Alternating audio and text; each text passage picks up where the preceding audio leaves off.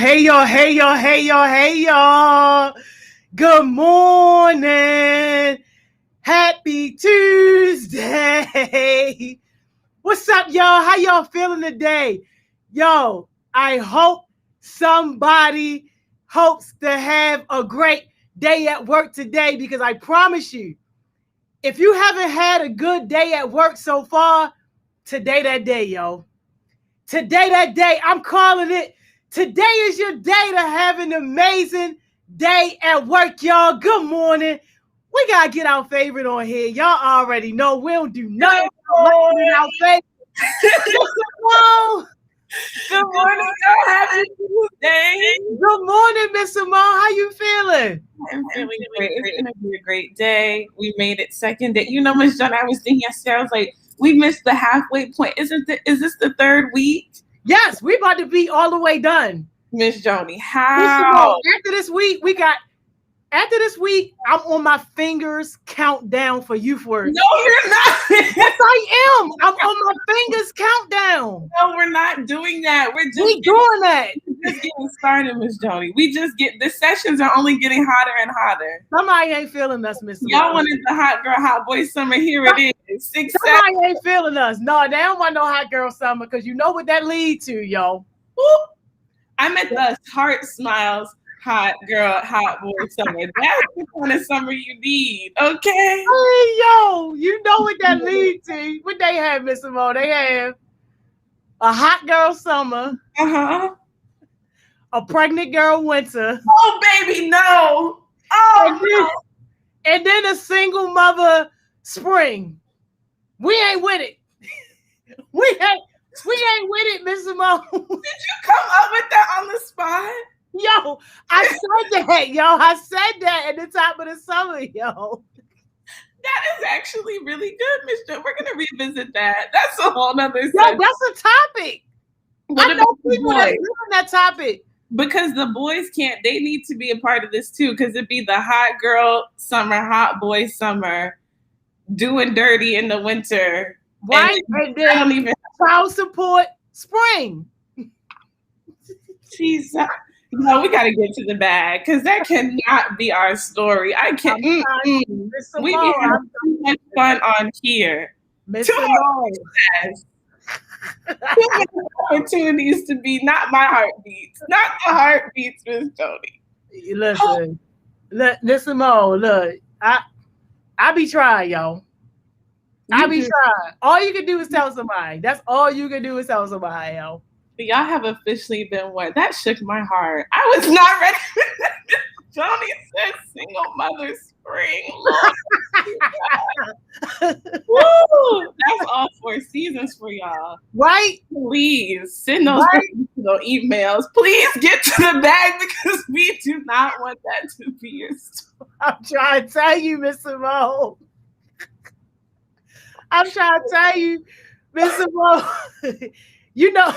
You know my story, though, for this morning, yo. The devil tried to have me. But look, I had my extra laptop right here. I was calling the Hilton Spring Hotel, making up, right? Yo, we was going to do this live today, yo. I love it, Miss Joni. I love it. We was going to do this live today, yo. We have to, because it's going to be powerful. Yo, when you sent me that last night, y'all, I'm just like, shit. It's too many I could have named. That's why I ain't even give you no names. Because I'm like, you know what?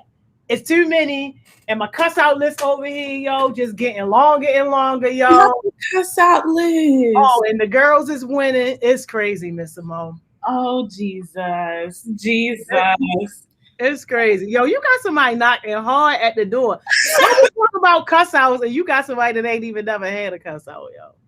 Because this is going to be a holistic, we need to balance it out. We need to hear it from both perspectives, from the cuss out, from the consistent, and hopefully when we mix the two, we can come out better and stronger. It's going to be nice. We have some questions. It's going to be a nice, we going to see how this goes. Everybody say a prayer right now. Please say a prayer, because it could go left quickly. And let it go left. Cause I'm ready, yo. Please, I'm praying for it to go left. Because, like, yo, Miss Simone, the stuff I be complaining about be bare minimum stuff. I don't even be complaining about big stuff that I know you got to grow into, because you can't expect to be playing at a level 10 straight out the gate. I get that. Right. Why am I addressing below sub-zero bullcrap that even my elementary people understand and get? That'd be my whole thing. Like, yo, I'm fussing over stuff you should be embarrassed about. No, that's real. That's real. But we're gonna do a little reverse psychology today. You just let me just ask like 2 questions, and then you just fire away. You just. I'm gonna be quiet, Miss Simone. I want to hear, y'all, because you got me fired up this morning, y'all. I know. I'm ready. Between the enemy trying to take us out with the tech issues and the OG heartbeats ready to get their cuss out and consistency, we're gonna have a great day. Y'all stay tuned. Bet. So we got a couple knocks on the door. We let all these knocks in, or we got a preference? What you doing? No, we can let all of them in, but we gotta say good morning to everybody. Yeah, my bad, y'all, because Miss Simone got me all pumped up, y'all. Good morning, y'all. Hey, guess who was number one, y'all? Who was number one today? I'm probably gonna mess the name up, so forgive me. But Savon Ringo. Hey, Savon! A first timer, yo, in the number one spot, yo. I love a first timer in the number one spot. Me too. Good morning, Savon. Good morning. Good morning. You better with us. Breathing that success air, yo. Ooh, it is nice. Breathing that success air, yo. It's different up here. Good. Good morning. Good morning. What's that team name? Front line. In the front, never in the back. Okay, front line. Never back seat riding. Good morning, front line. Lead the way. We love it. Good morning, y'all. Yes. And what's my name? I always mess up, Miss Simone. Okay. We got the young new leaders. YNL. YNL. Good morning. Y'all, good morning. Good morning, good morning, good morning. Young new leaders, good morning. Hey, yo, is the Goon Squad, is that really, I don't see nobody co-signing. I don't know about this Goons. I'm going to need a better name because that makes me. I don't see nobody co-signing, Miss Simone. Only one person posted that. Ain't nobody co-signing. So that means that ain't their name. Yeah, I'm just going to be quiet. Good morning. I know. Good morning, y'all. Good morning. If that's y'all real name, good morning, y'all. All right. Better Future. Hey, Better Future in the house. Future looking bright. Okay. Shades. I need to go get my shades. I need to get my shades for y'all. Good morning, Better Future. Good morning, y'all. Yo, what's our other one? Chosen Generation. Chosen Generation. Good morning. Good morning. Good morning, the chosen ones. We love it. Yo, yo. New Heartbeats. Good morning, y'all. How y'all feeling, yo? Blue Hearts on. Yeah, good morning, y'all. Good morning. OG Heartbeats. Good morning, OG. Today is your day, honey. Ooh. Today your day, honey. Today is your day. Heartbeat Mentors. Good morning, y'all. Mentors. Only place to be. Good morning, y'all. Yeah. Yo, you built for success. Is that a real name? I love that. I don't see nobody co-signing though, so it might not. Okay, so we got a YNL, a YBS. What else? Now we sound like the rap. No, a YBS. If we got YNL, LBS. They about to drop a whole mixtape. A whole mixtape. Just make it good. Just make it. I cannot, yo. Anybody? Okay. I guess we gotta say good morning, Miss Simone, because somebody co-signed and you've built for success. Okay, you built for success, YBS. Okay. You built for success, YBS. Good morning. Okay, let me stop. I know we're gonna turn the whoop up tomorrow for y'all, but y'all really gotta come, yo. Come on, I need to see it because I actually kind of like it. So if y'all stay consistent, I will scream YBS tomorrow morning. All right, that's a bet, Miss Simone. That's a bet. Just throw Boom Squad in the grave, yo. I don't know why they got it on life support. Yeah, I'm just gonna keep drinking my coffee, Miss Johnny. Can we let the people in now? Yes, y'all. Yes, y'all.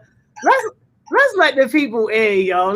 Cause whole little house today, yo. Yes. Good morning, Zion. Good morning, Kim. Good morning, Coach. Good morning, Mark. Good morning. Good morning, y'all. Good morning. Blessed. How are y'all doing? I'm doing good. I'm doing good, Joe. I came on here with my bonnet off today. My hair look crazy, but I'm live from the bed. Miss Simone asked us to get on here. I'm on here. I'm giving y'all energy all today. Thank you, Kim. I know that's right. Long as I ain't got cover up, I'm good. Johnny, it was a black tank top. Like you could. I covered it up. I don't want. Listen, them little boys can get the wrong idea if they want. Oh Lord, just put the cover on, Kim. Put the cover on. You know you're blessed. Just put the cover on, okay? Not my daughter. Not today. Y'all, where is the people who are supposed to be getting cussed out? I was about to say, like, yo, you actually got a good group. Like, people that need to be here and here. See, this is the problem. The people that are so close. It's okay, y'all. Then y'all want to know why I be. You know what? Go ahead, Miss Simone. Go ahead, Miss Simone. Well, good morning, y'all. OG Heartbeats. Thank y'all for being on here this morning and always answering the call. Does anybody want to tell everyone what we're going to talk about today? Everyone can give their version of it before we jump in. Of what you think this conversation should be about today. I can go first.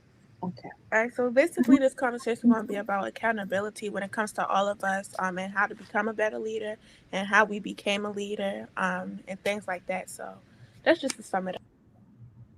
I love it. Thank you, Zion. Anybody else want to add, Coastline? I can go. Mm-hmm. For me, I probably would say it would be about like the heartbeat culture, what it means to be a heartbeat. Being part of the OG heartbeats and what that mean and how how we're supposed to have an impact on the new and up and coming heartbeats. I mean, I'm a heartbeat mentor, so I know I'm having a great impact on them. Other than that, though, we talking about like all of the things that we intend for Heart Smiles to be like and heartbeats to be like as well. Love it. Thank you, Kim. My boy, anybody want to co-sign, add? Yeah, I can add. Also, basically talking about when you're in high demand, how to also have self-care, and so you can be charged up, so you won't run yourself dry. Yes. Thank you, Coach. Mom. My bad. I was trying to put myself. I was trying to unmute myself, y'all. But also basically like talking about leadership and entrepreneurship as well.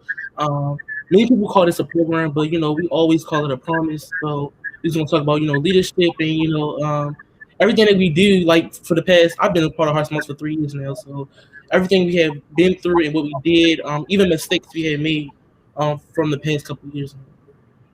Thank you, Mark. Thank you. I'm gonna get my perspective, and Miss Johnny, I'm gonna let you go.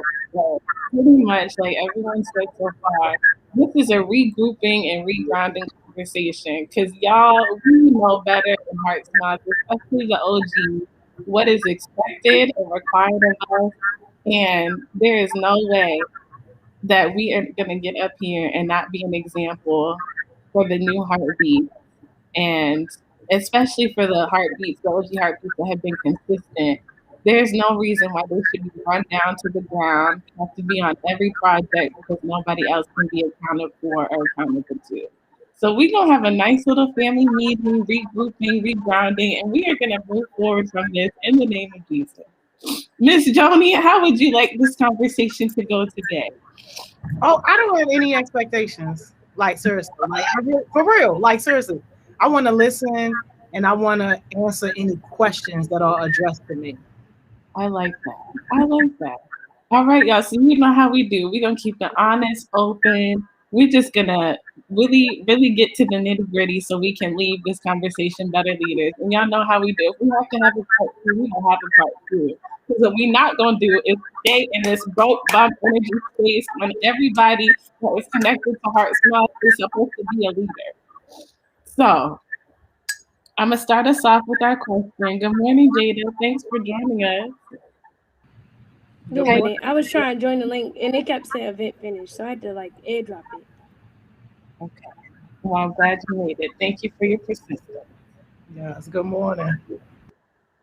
Alrighty, y'all. So let's just start off 30-second answer with what does being a heartbeat mean to y'all? Being OG heartbeat, what does that mean? If you had to describe it to someone, what does being a heartbeat mean to y'all? Can I go first? Sure. All right. So to me, being a heartbeat mentor is like me being a part of a family that I wanted to be a part of for a while. A family of love, a family of respect, and a family of opportunities. I feel as though once I come inside of Hearts Mouths, I don't come here just for opportunities, but I come here for love. I come here for the support with all the team, even the mentors and the mentees, and also I come in for opportunities as well. But just also open doors to other people behind me as well, like my brothers and sisters. Yo, that was so beautiful, yo. Let me go, because I don't even know if I can top that. But for me, being a heartbeat means like being a part of a community. Like, I don't know, what connected me to Her Smiles was like the feeling of like being at home, away from home, like going to Thriving Thursdays and feeling like I can still eat my food, talk to my people and stuff like that. Because I don't do that at home, like eating dinner and sitting down with people and stuff like that.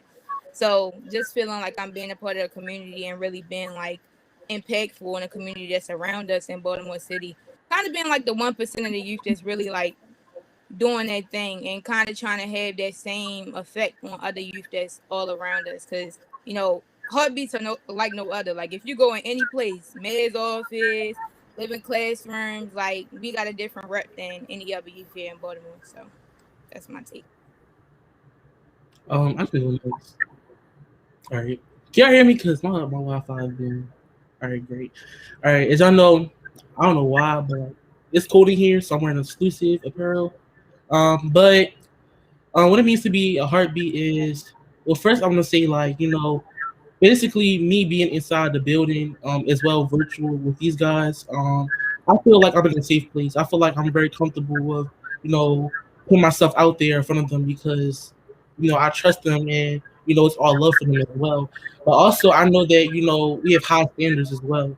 I know that we have young people looking up to us. Like we have a whole community in Baltimore City looking at us and seeing what we do, and the fact that we so passionate about leadership and what we do, like it just makes us even stronger and it builds us up a lot, and it just make us like feel more how can I say it? If like we like more like it feel like we're like leveling up like, kind of thing. Like we keep on like leveling up every time we have more opportunities and more chances and stuff like that.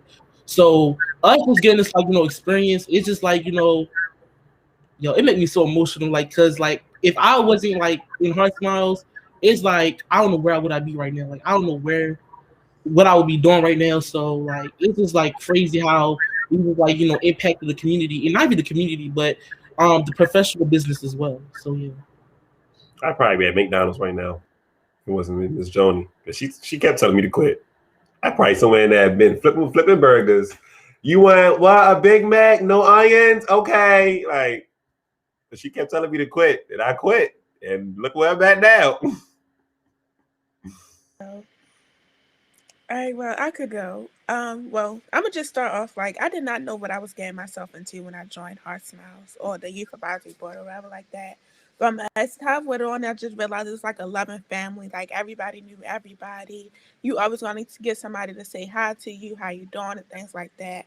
And I feel like you're always gonna find you're gonna always find that like one or two people in Heart Smiles that you can like connect with, talk to, and even a mentor. So it's just like a loving family to me, where you just can like, even if it's like business, you can also come to them about family things. You can come to them about your traumas and just that safe space you can be into. So like being a heartbeat is just like another family or something like that. Like you feel like you can't go to your family, you just come here. Like that's the automatic, I want to say defense mechanism of when things go wrong and things like that.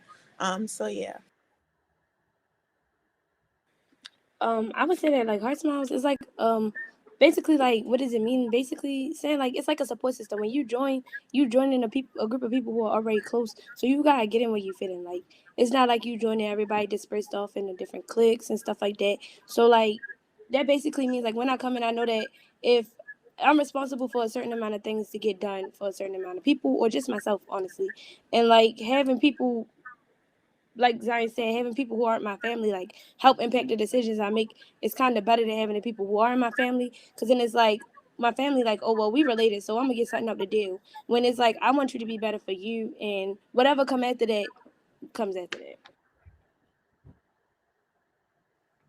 Thank y'all. That was beautiful. That was really, thank y'all, because I know that question, we kind of talk about it a lot, but I think it really sets the stage and it reminds us why we're here and what we do, right? And when we have moments that are sticky and we forget who we are and why we're here, I want everyone to think back to like, what does it mean to be a heartbeat? Why am I here? Why do I do what I do? And especially in the times of cuss outs, because everybody mentioned some system of support and some family. And when you have family and support, at least for when we in Heart Smiles, it means accountability. It means that leveling up. It means that love and that self love, and honesty and transparency. So thank y'all for sharing that. And I'm gonna ask my second question, but I also, Miss Jenny, is there anything you wanted to say before I ask the second question? I guess to kind of just wrap up what everybody said from my perspective, the way how I look at it is when you have people who are strong individuals, especially with leadership being a foundation, then you can be strong as a collective group. And that's why it's so important that everybody first work on themselves and you work on being a strong individual so that you can actually bring value to the group. And people know that when you say you associated with Heart Smiles or that you're a heartbeat, that it means something, because that person that's just coming in the door as a new heartbeat, they need to be able to stand on your shoulders, and they won't be able to do that if we don't have strong individuals making the group as a collective strong. I love that. And if y'all want to respond to that when you answer the question, make sure you do, okay? But the next question is, as OG Heartbeat, what do y'all feel like is required and expected from OG Heartbeats? Like when you hear that, what is required and expected of y'all? The bare minimum. Not even the bare minimum. Not the bare minimum. Not the bare minimum. I'm just saying, not the bare minimum. I saw Miss Jody's face. Not the bare minimum. As OG Heartbeat supposed to be up, outstanding, and beyond. I believe it was Mario said once, any heartbeat go anywhere, can we stand out? I feel as though that not just me, but everybody should be to the point where as though we walk in rooms, we shouldn't even have to introduce ourselves. They should already know who we are from basic experience. So that's what I feel is like what's expected from us. I guess maybe I could just continue the order that we did last time, for real. But I would say, honestly, being a OG heartbeat mean that you being accountable. Sometimes it got to be for your group, because yo, everybody, every team that we've been through something. So sometimes we gotta be accountable for our actions, but some of the actions of the people that's in our group too. Because leadership isn't just necessarily about us. Of course, you start with us, you lead yourself, but you got other people that's on your back that you lead as well. So accountability, being conscious of your brand, because we can't, heartbeats don't be all on their Instagram posting middle fingers, got the blunt to their mouth, Heart Smiles heartbeat on the next story. Like, making sure that you cautious of your brand. Always willing to help other people. Like, I don't know, with Heart Smiles, I feel like it's just like a how they got them invasive species, and anywhere you go, they just you're going all over the place. It's kind of like that. Like the impact that we have on people, like it make other people excited and want other people to tell about it. So it's like we always willing to help other people. They would probably be like my top three, and of course you got to be a leader. So Yeah, I agree with Cam being a leader. Also, staying committed to your success and staying consistent.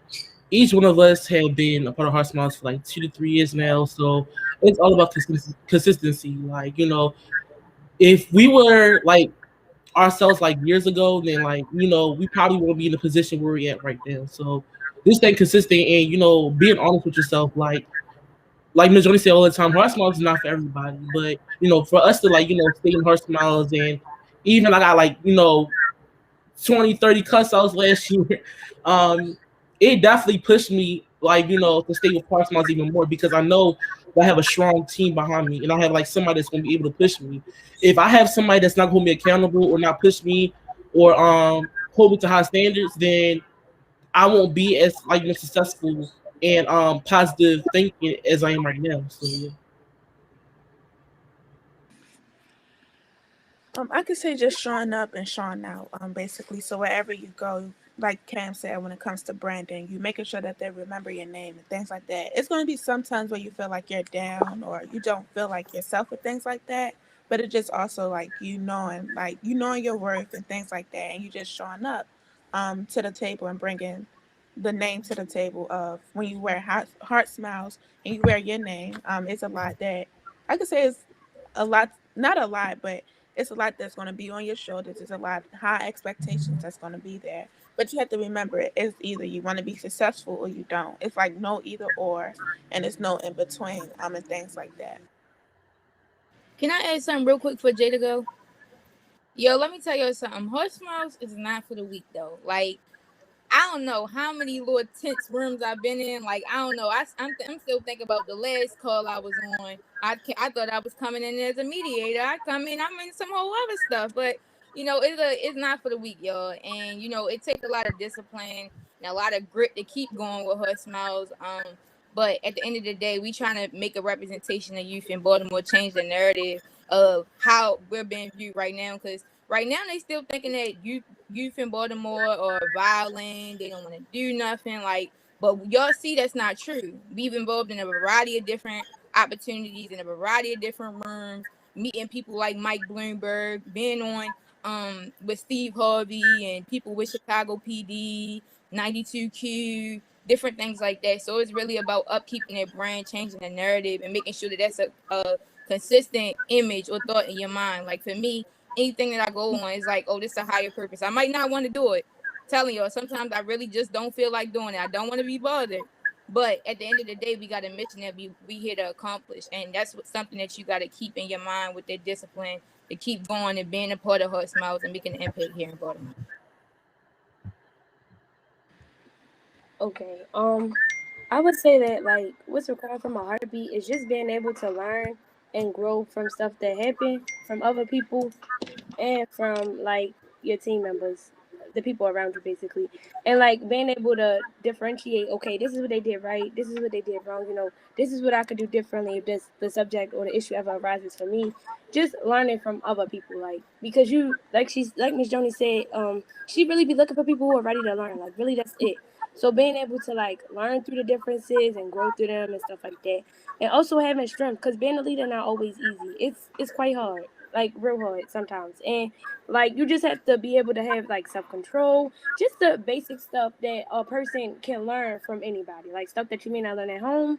You can learn from us, or I mean not us, but learn from heartbeats or other people around you, and really just overall being a good person, like being intentional, being thoughtful, like the deeper characteristics that, even though leadership and all that is important, it's like the deeper characteristics that build a good person. Because you can say you have leadership, you can say that you want to be successful, and then you get there, you get to success, or like people who have a lot of money, they still commit fraud. Like having a good character is way deeper than just like leadership and stuff. Because people get leadership positions and they don't exercise their power properly. So being a good character. Thank you, Jada. Thank you, everybody. I want to make sure, because I feel like y'all put some good stuff out there, but let's make sure, Ms. Joni, what do you feel like is required and expected from OG Heartbeats? Well, definitely kind of what Jada just said, in the sense that like you want to learn, like you want to do better. And really, I don't even have requirements after that. Like anything else really is on you. But as long as you genuinely want to get better and you want to learn and you want to do more, I can work with that. Now, once we pass that, and then you get to a place where it's like that spirit has been cut off for whatever reason, and you're not even where you're supposed to be at, then yeah, we're gonna bump heads and we're gonna have a lot of problems because it's like, yo, I need for you to remember number one, why we started, and number two, that we're not there yet. And success is a long, hard journey. And it's just crazy to think that that some people cut themselves off too short. And that's why we don't see a lot of us in big positions of leadership or of positions of power or authority, because it's like we cut ourselves off at the knees before we even get a chance to get there. So for me, that's just the bare minimum. You want to do better and you want to do more. And that's simple. You're saying all we gotta do is want to do better and do more. Remember why we started, why we're here. Stay consistent. Don't give up. That's it. That's it. Yo, that's it. That's it. That's it. And once you get your wings, you flying. And I know you flying because then you'll be carrying other people along with you too. Okay. So start solo, but you're in solo. I like that. So another good record to check in is if you're bringing other people along with you. That's when you know you're doing something right. All right, y'all. So thank y'all for entertaining my questions. But I feel like we got to get into the next, because what's the disconnect? What do y'all feel like is happening? Why people aren't stepping up? Why people aren't holding themselves accountable, especially as OG Heartbeats? Miss Joni, you can answer. OG Heartbeats, y'all can answer. But what's the disconnect? What's going on? All right, you want to think order or? Well, go ahead, Mark. I know you wanted to say something, so go ahead. All right. So I feel like a lot of people, they have like mixed personalities and they mix their stuff out. They mix themselves with the wrong people. So just saying, like, if it was in person, well, when we was in person, it'll be a lot more OG Heartbeats on here than just us right now. But because they didn't stay consistent and they wasn't like, they wasn't adding value at all, they just stopped coming to Heart Smiles. We had been through so many people that had made the same excuses and same issues, and all they can do is say like, I'm gonna come back, I'm gonna be better and stuff like that. But they don't try to, they don't work to do that kind of things. And that's why I say, like, being outside of Heart Smiles, you have to be a heartbeat in Heart Smiles and outside of Heart Smiles. You can't be a heartbeat in Heart Smiles showing off, telling people, oh, I'm a leader and stuff like that, and outside of Heart Smiles, you out there causing violence. And that's why we have so many people out here in Baltimore City dying, because so many people, they think that everybody they associated with is like, their friend, and then when they're in trouble and stuff, nobody gonna be there for them but Heart Smiles. Like Ms. Joni said all the time, people getting jail letters like every day from people, and it's because people do not want to sit up there and help themselves out. And that's why so many people, they find a way to like try to intimidate Baltimore City and the community as well. And that's why so many people, oh my bad, somebody at my door. But yeah, and that's why we have bad influencers on Instagram and TikTok and stuff like that, and people follow after their footsteps just for fame and popularity. So yeah. Yeah, anybody else? What's the disconnect? What's going on? Why are we not? All right. I would say first, like, to kind of build off what Mars said, I sometimes feel like it's not even about like people who say they leaders and doing the wrong stuff all the time. Sometimes it still be like, okay, I'm still transitioning into being a leader. So like, I know I make bad decisions, or I know that I make mistakes, but I'm still trying. And it's like if we discredit people for trying, even some people, yeah, they still repeating the same behavior after trying too many times, and that's bad. But for some people, it's like, okay, I'm trying to turn around. So you just got, help them figure out where or what they can do that can help them stop the negative things that they're doing. Like, for example, if you see somebody who is supposed to be a leader and they on Instagram and they drinking and stuff like that, I kind of got this from cohort 1 of Healing Youth Alliance. I'm not on cohort 1. I just know a few people. And the campaign was, it's deeper than that. And I feel like it is sometimes like you only see what people post on Instagram because they post the good part. Okay, I got some Hennessy. But why are you really drinking that Hennessy? Why are you really on Instagram acting like this? Sometimes you want attention. Sometimes you want like to, I guess, build your fan base if you got something that you're supposed to be starting. So it's just a lot of stuff that be behind what other people do. And I feel like they don't understand like why they aren't, reaching their successes because they haven't sat down and reevaluated what's going on around them. And that kind of hinders like how they become like heavy hitters from being OG heartbeats or even becoming like heartbeats in general. It just be like, what do I gotta change to get to this position? And a lot of people won't understand, like you gotta sit back and reevaluate. And sometimes I feel like I sit back and reevaluate a lot because it's like, well, what did this person think of me? And a lot of people be like, well, you're not supposed to write about what people think or say. But at the same time, it's like certain people, if I go back and be like, yo, Miss Simone was my mentor, and I say something bad, that discredits her. So a lot of people be like, oh, well, don't worry about what other people think, but you have to, especially when you have a business. Because if somebody went around talking about your business, that would lower your clientele, and then you would be mad. So you just got to understand, like, okay, this is what the stuff I should pay attention to. This is the stuff I shouldn't. Trying to reevaluate all the time. And I feel like that's, like, what stops people from being heavy hitters because they don't understand, okay, I was late on this project. Why is she mad? Or I was on Instagram doing this, but why is she mad? Like, because they don't understand that they got to reevaluate certain stuff. Thank you for that. I can go next. I feel like a lot of it sometimes is the communication understanding part that Miss Joni was talking about the other day. Like she said, with any friendship, relationship, anything like that, like in order for it to keep going past like difficulties and hard times, you need communication and understanding. And I feel like sometimes, I don't know, we don't effectively communicate our feelings about certain things. Like if you got a cuss out from Miss Joni, or it was a misunderstanding with something, nobody communicate and say like, look, this is what's going on, this is how I feel about it, like, can you help me understand why things are the way that they are right now? Because I'm just not getting it. Like, I don't understand. And I feel like sometimes a part of it is a little bit of vulnerability. A little bit of it is pride. It honestly just depends on the person. But a lot of it is we just don't communicate how we feeling it, when we're feeling it. And, I mean, I'm not guilty as far as Heart Smiles. But outside of Heart Smiles, I know I don't communicate my feelings right away with things when I have problems. And sometimes it's hard to move past problems. Well, it's always hard to move past problems because it's kind of like, a hurdle. Like, everybody not a track star like Zion. So, figuring out how to actually get over those hurdles and, like, the process behind it and everything like that. And I will also say, some people don't know how to take constructive criticism and, use it for the good. Some people take it as hate. Some people take like Miss Joni cuss outs as like hate, like she hates you or something like that. And it's definitely not that. It's not that way. It's not the way it's put out. If you get a Miss Joni cuss out, you should feel loved. You should feel like you mean something because she ain't gonna cuss you out if she don't really care about you. We can keep that 100.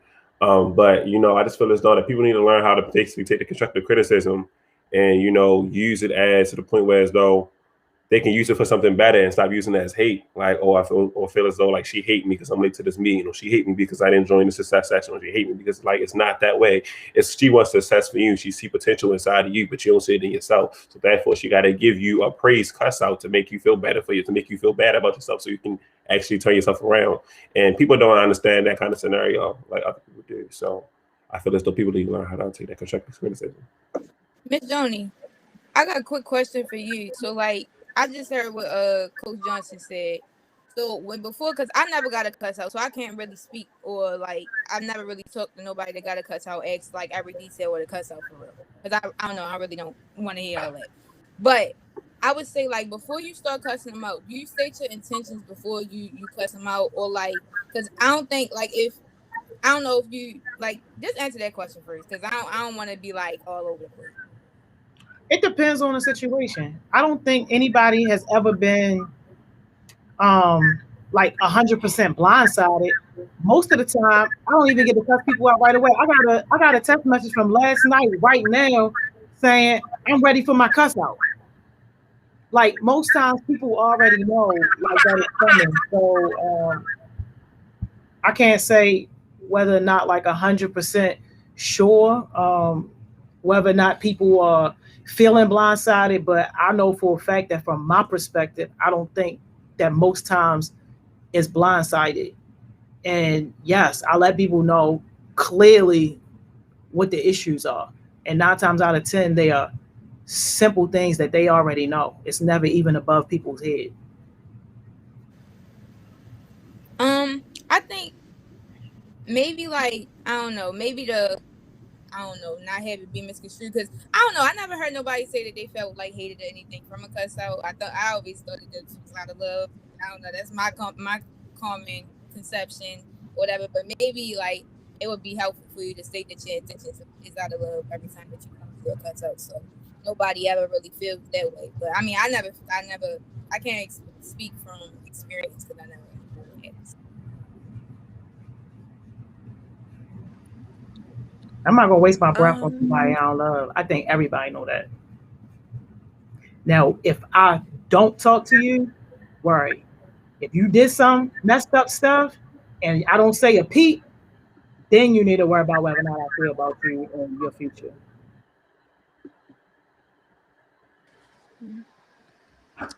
My main thing from like what I see, like when it comes to the OG heartbeats, like when Mars said like it's gonna be a whole bunch of more people that we know that was in person and things like that. Cause I've been knowing all of us been on Hot Smosh for years now. I mean, I feel like they don't know the life that they want. They don't know that was up and honest because even though Jada says is a deeper thing and things like that, I also feel like with me, if I know I have opportunities, if I know I have a family, if I know I have people who's going to support me and things like that, why not take advantage of it if I know that they're going to put me in a better place? They're going to put me, I can burn myself and things like that. But then also, I do get these opportunities, and then I go around and smoking and drinking and things like that. When you do have a support system, and like Cam said, if you feel like you can't communicate, like, okay, I feel like I'm not supported in this place or I'm not supported in this way, then you should just say that. And things like that, because if you don't, how will people know? Like when Jay came on, I think it was Starving Thursday, she said she don't feel supported. Okay, what did we do to change that? Or things like that, or explain why we don't, or we explain why we don't do certain things when it comes to like to certain why we don't support certain things. I mean, explaining that because it's a communication thing. So just things of communicating and them not knowing that word for not knowing where they want to be. I love that. Thank y'all. Miss Bonnie, anything else? Because there's never enough time. I had like 2 things I wanted to say. But Oh no, go ahead, go ahead. I would just say to everybody who's watching, wants to be a heartbeat, all the OG heartbeats, you have what it takes to be a leader and never sleep on yourself. You're in this space for a reason, you're connected for a reason, so tap into this. Stop with the excuses. Know yourself, know your boundaries and your limits and communicate them. And like Cam said, don't be afraid to feel vulnerable. If you need to step back and you need to reevaluate, let somebody know. Don't go ghost. Don't try, you need to know yourself first as a leader so that you can communicate and be all that you want to be. Ask for help when you need it. Communicate when you want to show up, when you can't show up. Never stop leveling up. And when you have people around you that genuinely want the best for you and are holding you accountable, anything they say out of their mouth is from love. Even if it's not what you want to hear, it's what you need to hear. So this is just a good part 1. I really appreciate y'all getting up here and sharing your knowledge and wisdom. Thank you for asking the questions. And if we need to follow up, definitely, and get into some more of the nitty gritty, we can. But I just wanted us to regroup and reground because there's too many great young people in this city to not be stepping up to the plate and leaving money on the table. All right. We got time for Jules, Miss Jones? Yeah, 10 seconds. Miss Jones, you got time? All right, yeah, I got my 10-second Jewel already made out. I would say that it's always sunshine after the storm. Like right now, you might have got a cuss out or you might be going through a hard time right now, but after all of it is said and done, like you'll come to a new level of understanding, a bigger period of growth, and everything will just be fine as long as you actually put in the effort to work through it.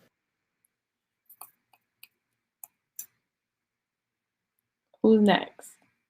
I got my 10-second cuss. 10-second jewel. I said 10-second cuss out. I don't know why. My 10-second jewel would be, I said it last night on the Granny Project, so you definitely go watch the Granny Project from last night. Worry about the stair, not the stairwell. What I mean by that is take one step at a time. So stop trying to do everything at once and just worry about one thing and then go to the next thing, go to the next thing. But that's my jewel. My jewel is, even though you can go through stuff, you still got to keep going because time is still going to be ticking and the clock is still going to be turning. So you got to address what you're going through, but also make sure that you're still putting yourself up for success. Yeah. Also, speaking of time, time's gonna go with or without you. And also, self care is the best care. So please take care of yourself, guys, mentally and physically. My joy would just be like just to learn from other people, like learn from other people's mistakes and learn how to like avoid the issues or the problems that. I love that. And mine is stop making excuses and get the success. All right. Thank you. Thank y'all. Thank y'all. Great job. Thank you, Miss Simone. Of course. I love y'all. Have a great day. And I'll see y'all tomorrow. All right, we'll see you tomorrow, same time. Y'all, great session, right? Yo, Miss Simone always give us what we need. But look, y'all already know what time it is. It's time to go take your break. I'm gonna leave y'all with this one thing though, just to kind of wrap that session up, yo. Be happy, yo, and be thankful when somebody cares enough about you to extend their energy when they don't have to, yo. Be thankful when you got somebody that really love you and really care about you and really want to see you do better, yo. Be thankful, yo, when you got a support system behind you that's going to make sure that you are going to be successful and that your name is going to mean something in this world, even when you ain't acting like it, yo. Be happy when you got that kind of support because everybody don't. So go take your break. I see y'all back here at 11, yo.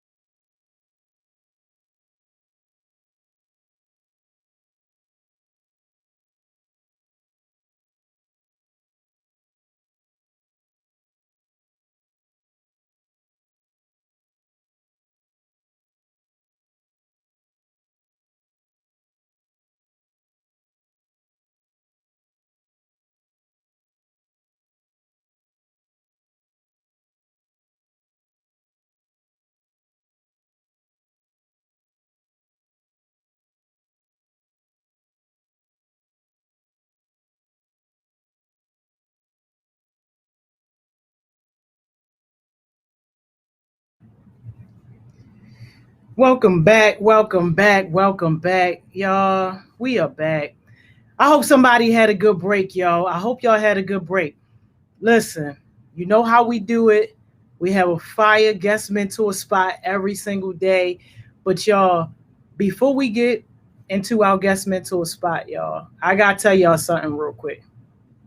I gotta tell y'all something. Yo, and it seriously, seriously, seriously breaks my heart to report to you guys, y'all, that we lost one of our new heartbeats. We are in the process now of trying to figure out details and connect more with the family. But his name was Marcy. So if y'all remember him commenting, that was him. So we just want to do a quick little moment of silence, y'all. Let's do like 30 seconds, y'all, of Marcy, and just know, y'all, that when we say tomorrow isn't promised, y'all, like we really mean it. So quick 30 seconds, moment of silence for Marcy, y'all.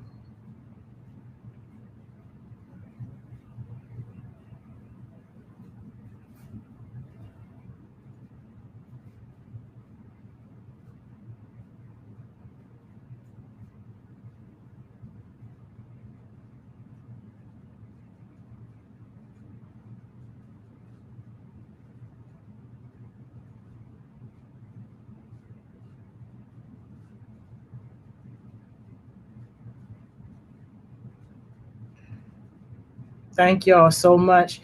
Makai, I'm sorry. I see you said that was your childhood friend. I'm so, so sorry. Um, my heart goes out to you as well. So thank you guys for that. And y'all, that just means that now we got to go harder, y'all. That really just means that now we got to go harder. And we got to make sure that we do something. We don't know exactly what that's going to be yet, but for people who want to be involved with whatever we do for him and his family, we'll make sure to keep you guys posted on that. But thank y'all so much. All right, y'all. Let's get into our guest mentor spot, y'all. Y'all know we bring the heat every single day when it comes to our guest mentors. And this right here is definitely one of my faves, definitely close to my heart. Y'all about to see why. Mr. Miller. What's up, Joni? Can you hear me? How you feeling? Yeah, how you feeling?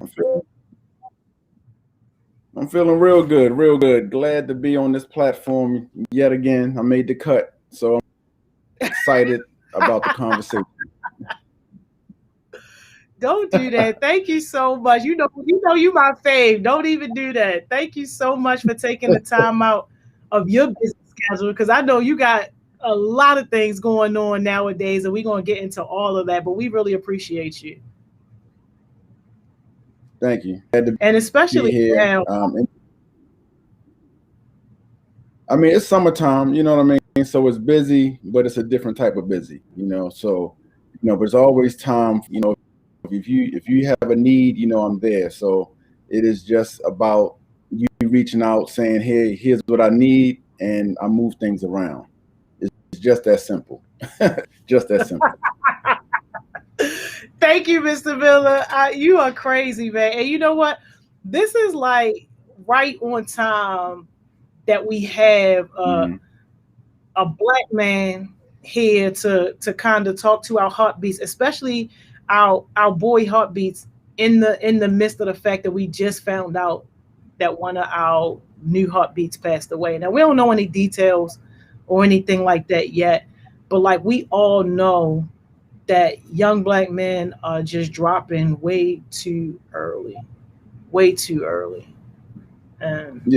it's a terrible thing, John, and it's you know, it's one of these conversations I have a lot, you know, around, you know, with adults around male-female relationships and communication, and it is just sometimes it feels like every man for himself right now, you know, and it's really bad because we see in our community the need to come together versus divide and conquer. I think right now the battle is just like we're in the midst of a battle, right? I mean, although it's generational and it has deep roots, we have to do all we can to save our young people, not just young boys, but, these young boys would have been husbands, would have been fathers. So, future families have been impacted, just based off of one young man's, death. So, it's more than, yes, it's about, saving Black boys, but, we're also talking about strengthening Black families. We're also talking about strengthening our community, so yeah, it's a devastating loss. Each day that we hear about these things, it's a devastating loss to the bigger picture. Yes, absolutely. So well said. And Mr. Miller, before we get into like our actual like real deep conversation, can you tell people who the heck Miller is? Like, spill all the tea that you're comfortable spilling, but like tell us like about your childhood, how you grew up, and like how you came to be who you are. All right. Okay. I need a few minutes for that, but I grew up. I'm a child of a single parent, right? Well, my parents were married. They got divorced when I was 2, so I don't have a lot of memories of them as a couple. So most of my upbringing came from single mother. I have 2 brothers. I'm the youngest of 3, and so we grew up in West Baltimore. Well, we grew up in Northwest Baltimore in Mount Washington. My mother was a classroom teacher, special educator at Northwestern High School back in the 80s. I came through Baltimore City public school system, went to City High School. My brothers went to Poly, and I wound up going to Howard University in '88. Coming out in '93, I played baseball in high school and college. One brother went to A&T, North Carolina A&T, and my middle brother actually dropped out of high school. He was homeless for a while, trying, not getting himself together, but really trying to just understand, who he is. And then around late 20s, he got his GED, went to BCCC on Liberty Heights for like a semester, transferred to Morgan. Went to Morgan for, I believe, a year and a half, and then wound up transferring to Hopkins. And so he has a testimony, he has a story, but he got his undergrad degree probably around age 30, 31. Yeah, in philosophy. And so, brilliant artist. But so after college, I joined the Baltimore City Public Schools in '96 as a special educator. Rose through the ranks, and in 2014, 2015, I became a principal at James McHenry Elementary Middle School for 2 years. Then I sort of transferred over to Matthew Henson for 3 years, and I resigned from the city schools in last year. About this time last year, I resigned from city schools, and I became what my title is, LEA Academic Director for Imagine Schools, serving 2 schools in DC, demographics similar to Matthew Henson, and now I'll be the regional academic director for same organization, Imagine Schools, but for 4 Prince George's County schools. I actually just got the word today through email. Sheesh, so you got another promotion today? Yeah, I got the notice this morning through email. Congratulations! Thank you, thank you very much. I appreciate it. Oh my God! So now you're the regional director. Yes, for Imagine Schools. Yes. Wow. Yeah. Talk about Black boy magic. I mean, it's a grind, man. You know what I mean? It's a grind. I tell my son and I tell to my students, and this is gonna sound a little crazy, so just go with me for a minute, right? But we all know things aren't fair, right? You play sports, you go to school, you live in your neighborhoods, you see things are not fair, right? But to me, once you understand that, and once you understand the rules aren't fair, then it's your job as a person to plan out how to be successful, right? Because what people tell you could be just a bold-faced lie, but unless you do your own research and you observe your communities and you sort of set your goals and achieve them, right? You'll always have someone to blame. So yes, things weren't fair growing up. Yes, my father wasn't around. Yes, my mother struggled, but I understand that there's racism. I understand, there are conflicts outside of Baltimore, just being a black man, just being a minority, just being, like whatever you want to put on it. But you have to design a plan to get through that, because most achievers have gotten through something to get to that level. And so, even though I got a letter today for promotion, it's not the end. I'll just set a new goal, later today, where do I want to be next year, and then go from there. I'll be calling you asking you for help. So hey, yo, don't. I want your listeners to understand, I, a grown man, still reach out to Joni for career advice. Is what you have to do. Like, you cannot assume that you know everything. You know what I mean? Like, there are people who have a different lens than you. And so you have to reach out to people who can give you advice. Yo, we compliment each other. Thank you, Miller. You did not have to say that, but thank you. but Joni, it's the truth. I will send you a text or email saying, hey, you got these thoughts. How can I get them in line? And you'll shoot me some resources and say, let's talk. But that's how it should be. That's how other people do. That's how successful folks do. Like, I've read books, I've seen YouTube, videos of Steve Jobs and Zuckerberg, and they all mention having mentors. Yeah, these guys are billionaire industry giants talking about they have mentors and they check in and they mentor and they have mentors. So if they're humble enough to have mentors, then I should be just as humble to learn from that example. Absolutely. Thank you so much, Miller. And I really appreciate that message. Can you talk a little bit about, like, from your perspective, your mom's challenge trying to raise boys? Because a lot of people say that single moms can't raise boys, and clearly looking at you as an example, that is not the case. But just from your perspective, what was that like for her? Yeah, so my mom and I, we've had conversations about it, right? And to be totally honest with you and the audience, she says she'll be the first to say that she knew that she couldn't raise men. Right? So what she did was put us around men who we could sort of sponge off of, right? We were in a neighborhood where there were married couples, and we saw the men going to work, fixing the cars, cutting the grass.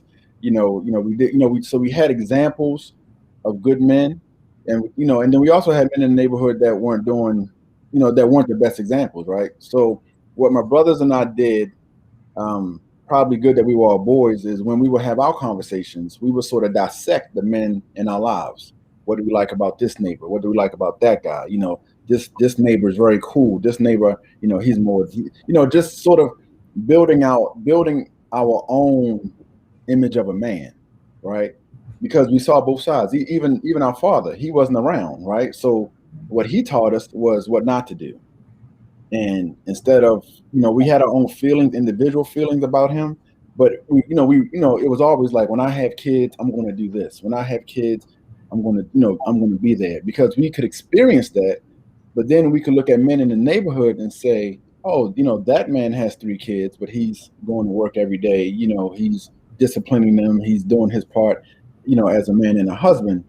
So in talking to our mother, from her direct perspective, was she wasn't going to raise any no good brothers. That was her number one goal. You guys are going to be independent. You guys are going to know how to cook, clean, do the, the in-house stuff. You guys are going to know how to do the out-of-the-house stuff. You guys are going to be, as educated as I can afford, and then I'm going to keep a fire lit under you, because frankly, you can't live here after 18, right? So you got to go somewhere, right? I mean, like literally, it was like, you got to get out this house. Either it's college, military, or job, but you can't live here, because I'm not raising a man. So once you're a man, you got to go. It's almost like kick the bird out the nest, right? So we knew that from early on. So when it came to middle school, right? 10, 11, 12, we were thinking high school. When we got to high school, we were thinking college, because we had we actually thought she was going to hold the door open and say, get out. So we planned what are we going to do after high school. My mom went to Tennessee State University, so she always taught college. So we were like, okay, college. My original dream was to be a chef. So my mother said, I love the idea, but I want you to get some formal schooling so that if the cooking doesn't work or you need to beef up your foundation, you'll have an educational foundation. Yeah. So I wanted to go to culinary school straight out of high school. She said no. She said go to college. So I wound up going to Howard to play baseball. So after Howard, I went to Baltimore International Culinary College downtown. But to answer your question, she kept the fire lit while we were young, right? Constant reminders in her own language. Let's understand that it wasn't like the Huxtables. It was she is giving us those choice words with the finger in your face, right? Cussing you out. You got it right. She was cussing us out. I'm talking about, hey, Joni, check this out. So she was a school teacher, right? So in the summertime when she taught summer school, she would still wake us up at 6:30 in the morning and say, like, what are you doing today? And we're like, Ma, it's the summer. No, but you got to do something, right? Wow. You know what I mean? It was like, you can't do nothing. You got to do something.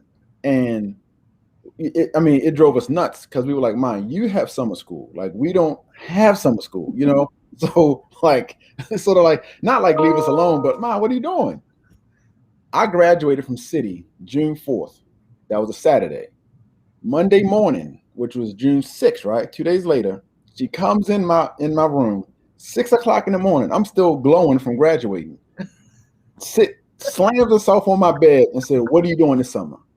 And I said, Mom, I'm going to college, and in 2 months, I just graduated. Like, what are you talking about? She was like, no, brother, you got to get up and get your butt and get a freaking job. So I'm like, Ma, I just graduated. Like, I haven't even spent my graduation money yet. She's like, by the time I get home today, you better have gone out and looked for a job. Wow. Well, let's understand. Going to look for a job meant long pants, couldn't wear shorts, polo shirt, couldn't wear a t-shirt, take a book bag with a notebook and some pens in it to write with. Like, that was her going to look for a job attire. So summertime, so it's hot like it is today, 4 jeans, polo shirt, book bag, get out there. That's how she did it. Wow. Hey, yo, I need to talk to your mother because look what she produced, yo. Yeah, she did that thing. I told her. I've always thanked her. Yep. Yo, and we just had a conversation, Miller. I swear to you, I lie to you not, yo. And this is how God works. We just had a conversation right before you came on about like cuss outs and stuff like that. Cause I'm a little bit famous. Okay. For my cuss outs. I've seen one of those before. Oh, yo! Oh my God, you did! I've seen one. You dropped your keys and everything. I saw one, but it's okay though. That's between us. You're right. But like, yo, sometimes people don't get it. Like when you're young and when you at a certain age, it's like sometimes you don't get that it's because we care. And it's like, I have no doubt in my mind that your mother loved you to pieces. Absolutely. She was going to make sure that her son was something. Yeah. And you know what? To that point, she did it to everybody, right? So when we would go out in public, if you crossed her, it was a wrap. I mean, like she was the type of that would embarrass, you would be embarrassed by her cutting someone else up, right? So we go to the grocery market and someone cuts her in line or someone tries to sell her something like some rotten meat. It's on. Like she is Mother Bear times 10. So you'd be almost pulling her out the store like, Ma, come on, please, just please, Ma, like say like you one of them. Oh, save this man's soul, Ma, please, you're killing him. But the thing about it, Joni, she was the calmest of her sisters. Like when her sisters got together, it was even more. You know what I'm saying? In terms of the curse outs. So yeah, curse outs work, right? Because there is a message behind it. You know, the message is either, you know, get yourself together, or I'm fearful, right? So it's not just the anger that's coming out, but there is a message behind it. So, you know, those people who curse you out should also show you love in other ways. If the only relationship is cursing out, then that's one thing. But there should be some love, and there should be some cursing out. And let me say this too. You, as the recipient of the curse out, you got to be honest with yourself. If you were wrong, then you're wrong. Right or wrong. Miller, go off. Please go off. So many people need this message right now. Sometimes you're wrong, right? I like, because my brothers and I, we have the argument, right? You know, mommy cursed too much. But were you wrong when mommy said don't go to rhythm skate? You know, that's back in the day. Mommy said don't go to rhythm skate. You snuck out and went to rhythm skate. So as she's driving the neighborhood, she sees you walking down the street. You don't think you deserve a cuss out? Like, you deserve that? Yo, she snatched y'all off the street. What? She pull up in the middle of the street with, you know, with the bonnet and the robe on, like. Not the bonnet. Man, listen, we talking 80s, right? We talking. Oh. And my mom is straight from Memphis. She's a straight country girl. She like you're not gonna embarrass me type of parent. So yeah, she jumps out, does all that. Yeah. So my mother said, hey y'all, since you guys are going to school late, you cannot iron, take a bath, or anything in the morning. You gotta do it at night. One brother decides to hold on, Johnny.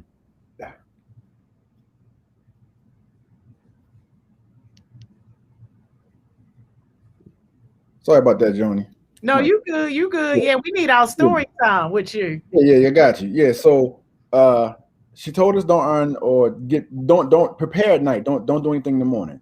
The next morning, she goes in and take a bath to get herself ready for work, and my brother decides to iron clothes. Now, here's what he did though. He ironed dirty clothes, right? So, you know, anyone who's ever ironed some dirty jeans, like, you know, the smell that comes off of them. Oh so my she's God. like, who the freak? who, right? And so we're like, brother, like, yo, stop, like stop.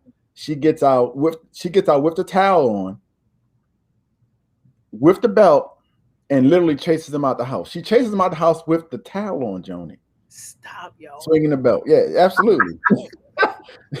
Again, so I say to my brother, were you wrong, man? Like, she told us don't do that in the morning. And instead of you just complying, you get the curse out. But were you wrong?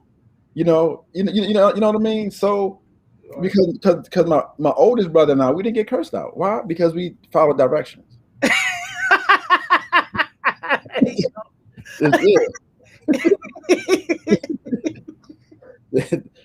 Yeah. Oh my God. Yeah, but the curse outs, they worked because to your point, they were matched with love. So there were a lot of loving moments that when she popped off, you sort of had to reflect and be like, all right, yeah, I was wrong for that. Yeah. Oh my gosh, I love that so much. And it sounds like you kind of followed in her footsteps a little bit. I mean, I know you're not teaching college students, but you said that she was a college teacher or professor. Well, she taught at Northwestern High School for most of her career. You know, she became a principal down in Cherry Hill back, probably in the 90s. Yeah, in the 90s, like early to mid 90s. And then she moved through the district and she became like director of academics at Woodburn Residential on Woodburn Avenue, like Woodburn and Lock Raven. Over. Oh yeah. I know right what you're talking about. Yeah, she was over there before retiring and then moving to North Carolina. Oh wow. Okay, I thought you said she was at Tennessee somewhere. No, she's from Memphis. She went to Tennessee State for. Oh, she went to Tennessee State. Okay, so you almost literally in her footprints then a little bit. Yeah, pretty much. Well, she got me in because I was cooking for a living, and what's so crazy is I was bored during the day because most cooks work at night, right? We work like 3 to 11, during the dinner hour. So she was like, "Well, Travis, why don't you become a substitute? Because then you'll get off around 2:30 and you can just shoot to work." Because everyone I knew was working during the day. I was the only one that worked at night. So I'm like, I'm bored, right? It's like no one's home, everyone is working. I'm sitting around doing nothing. So she said, "Why don't you become a substitute?" Right. And this one, when she was at Woodburn Day School, which is on St. Clair Moravia in the Portable. And so I would go there and I would work in the in the timeout room, or I would substitute a class, and I would do that 5 days a week, and then I would go to work when I had to go to work. So after that, it just sort of transitioned over into education, blah blah blah, and the rest is history. So like, what really drew you in to education? Like, what made you say, okay, I'm gonna give up cooking and like do this like full time? When I was, again, cooking for a living, I think I had an evaluation, like, I had been there for a year, so it was time to, get my raise and all that good stuff. The raise was minimal, and so I was like, well, that's okay, but what I really wanted to do was start my own business, my own catering company, my own restaurant. So what I said was, in mapping out my goals, I said, okay, well, I will get into education for 5 years, 6 years, because I had my nights off, I had my weekends off, I had my summers off. I could really focus on cooking during those downtimes. So city schools had a project called Project Retool, where if you got hired by the district, you can get a master's degree from Coppin for, like a heavy discount, right? So you get a master's degree for, let's say, like $300 a semester, right? Full credits, right? Wow. So I said, okay, I'll do that, because I'm already a substitute, so I'm already doing the work during the day. But now I actually was hired as a special educator, and I started working at Hartford Heights Elementary on North and Broadway. And so I was getting my master's at night. I was still cooking. I was getting my master's at night. I was cooking at a restaurant, doing my own catering, and married with children. So wow. The grind was real, because the goal was, again, to get out of the school system and start my own business. But what happens is, once I got in, one thing I realized was how they treated kids with IEPs. When I started at Hartford Heights, the principal actually told me, I don't need you to teach them. I just need you to keep them in the room. What? I'm gonna say that again. Okay, I had the kids with the OSIC disability, the ones that have the they have what's called the emotional disturbance, emotional disability. So these are the kids with the ADHD, the aggressive tendencies, like these are the most extreme kids before going to Sharp-Leadenhall. Yeah, the principal said, I don't need you to teach them. I just need you to keep them in the classroom. So I said to her, with me having the most intense students in the building, you want me to just babysit? I said, that is unacceptable. So what I actually had to do is I actually had to break into the book rooms, steal the books and everything I need to teach my kids. Wow. And then I realized, it's something deeper here. It's not just not teaching. It's something more. Wow. Like, that just sent chills all through my body, because imagine how many people like really have that mentality and are executing that. Right. You don't need to teach them. What? That's what she said. I mean, like, that's a direct quote. And I looked at her like, so you want me to just babysit these children for 180 days? I said, what are you supposed to do for 8 hours a day, 180 days? And she just said, I just need you to just keep me in the room. I said, that's not going to happen. I said, it's not fair to them. Even though I wasn't the best teacher, my heart was there. I said, there's no way I can just sit and look at these kids for 180 days. Number one, they won't sit still long enough, right? Because you have oppositional defiant disorder. You have ADHD. You have aggressive tendencies. So, they like to fight. And you want me to just babysit these guys for 180 days? I said, no, they deserve to be educated. They deserve my best. Wherever it is, they're going to get my very best. And that way I can look at them in the face, in their eyes, and say, hey, I did the best that I can. Despite disability, right? Because we don't talk that in my classroom. It was about learning. Like, brother, I would tell my kids all the time. I would say to them, you're 9, you're 10 years old. In 8 years, you're going to be a grown-up. Yeah. You don't want to be a grown-up and not have basic skills. I said, because no one's going to ask you at 18 about your upbringing. No one's going to ask you about who was your 5th grade teacher. They're going to want to know, can you do the job you are applying for? Yeah. That's it. If you can't do it, we don't need you. If you can do it, you're hired. No one's going to say, oh, he has an IEP. Like, we can't, like, he has an IEP. So even though everyone else gets here at 8 o'clock, he can get here at 10:30. No one says that. You know what I mean? So that's what like sort of sparked me to understand that it's deeper than just filling time and filling the space. Oh my gosh. And like, what was your journey like from starting as a teacher to make it all the way up to a principal of a school? What was that like? You know what? I believe it or not, Joni, I never wanted to be a principal, right? Like it wasn't my goal. It really wasn't. I was teaching, and I was, every 4 years I would go to another school, same program, but to another school. And so my programs were very efficient, right? Kids would come in, we took care of them, loved on them. They graduated, all that was good. So then one of my colleagues sort of joked me one day, and she was like, what do you want to do after, working in these programs? I said, I'm not sure. She said, oh, you want to be in the Special Ed Hall of Fame, right? And so honestly, I said, nah, like, it needs to be more, right? So I started thinking, how can I have a greater impact with the skills that I have? So I applied for a job at central office, working in the special ed office. That was good because I could work with more schools doing exactly what I was doing at one school, right? So I'm broadening my impact.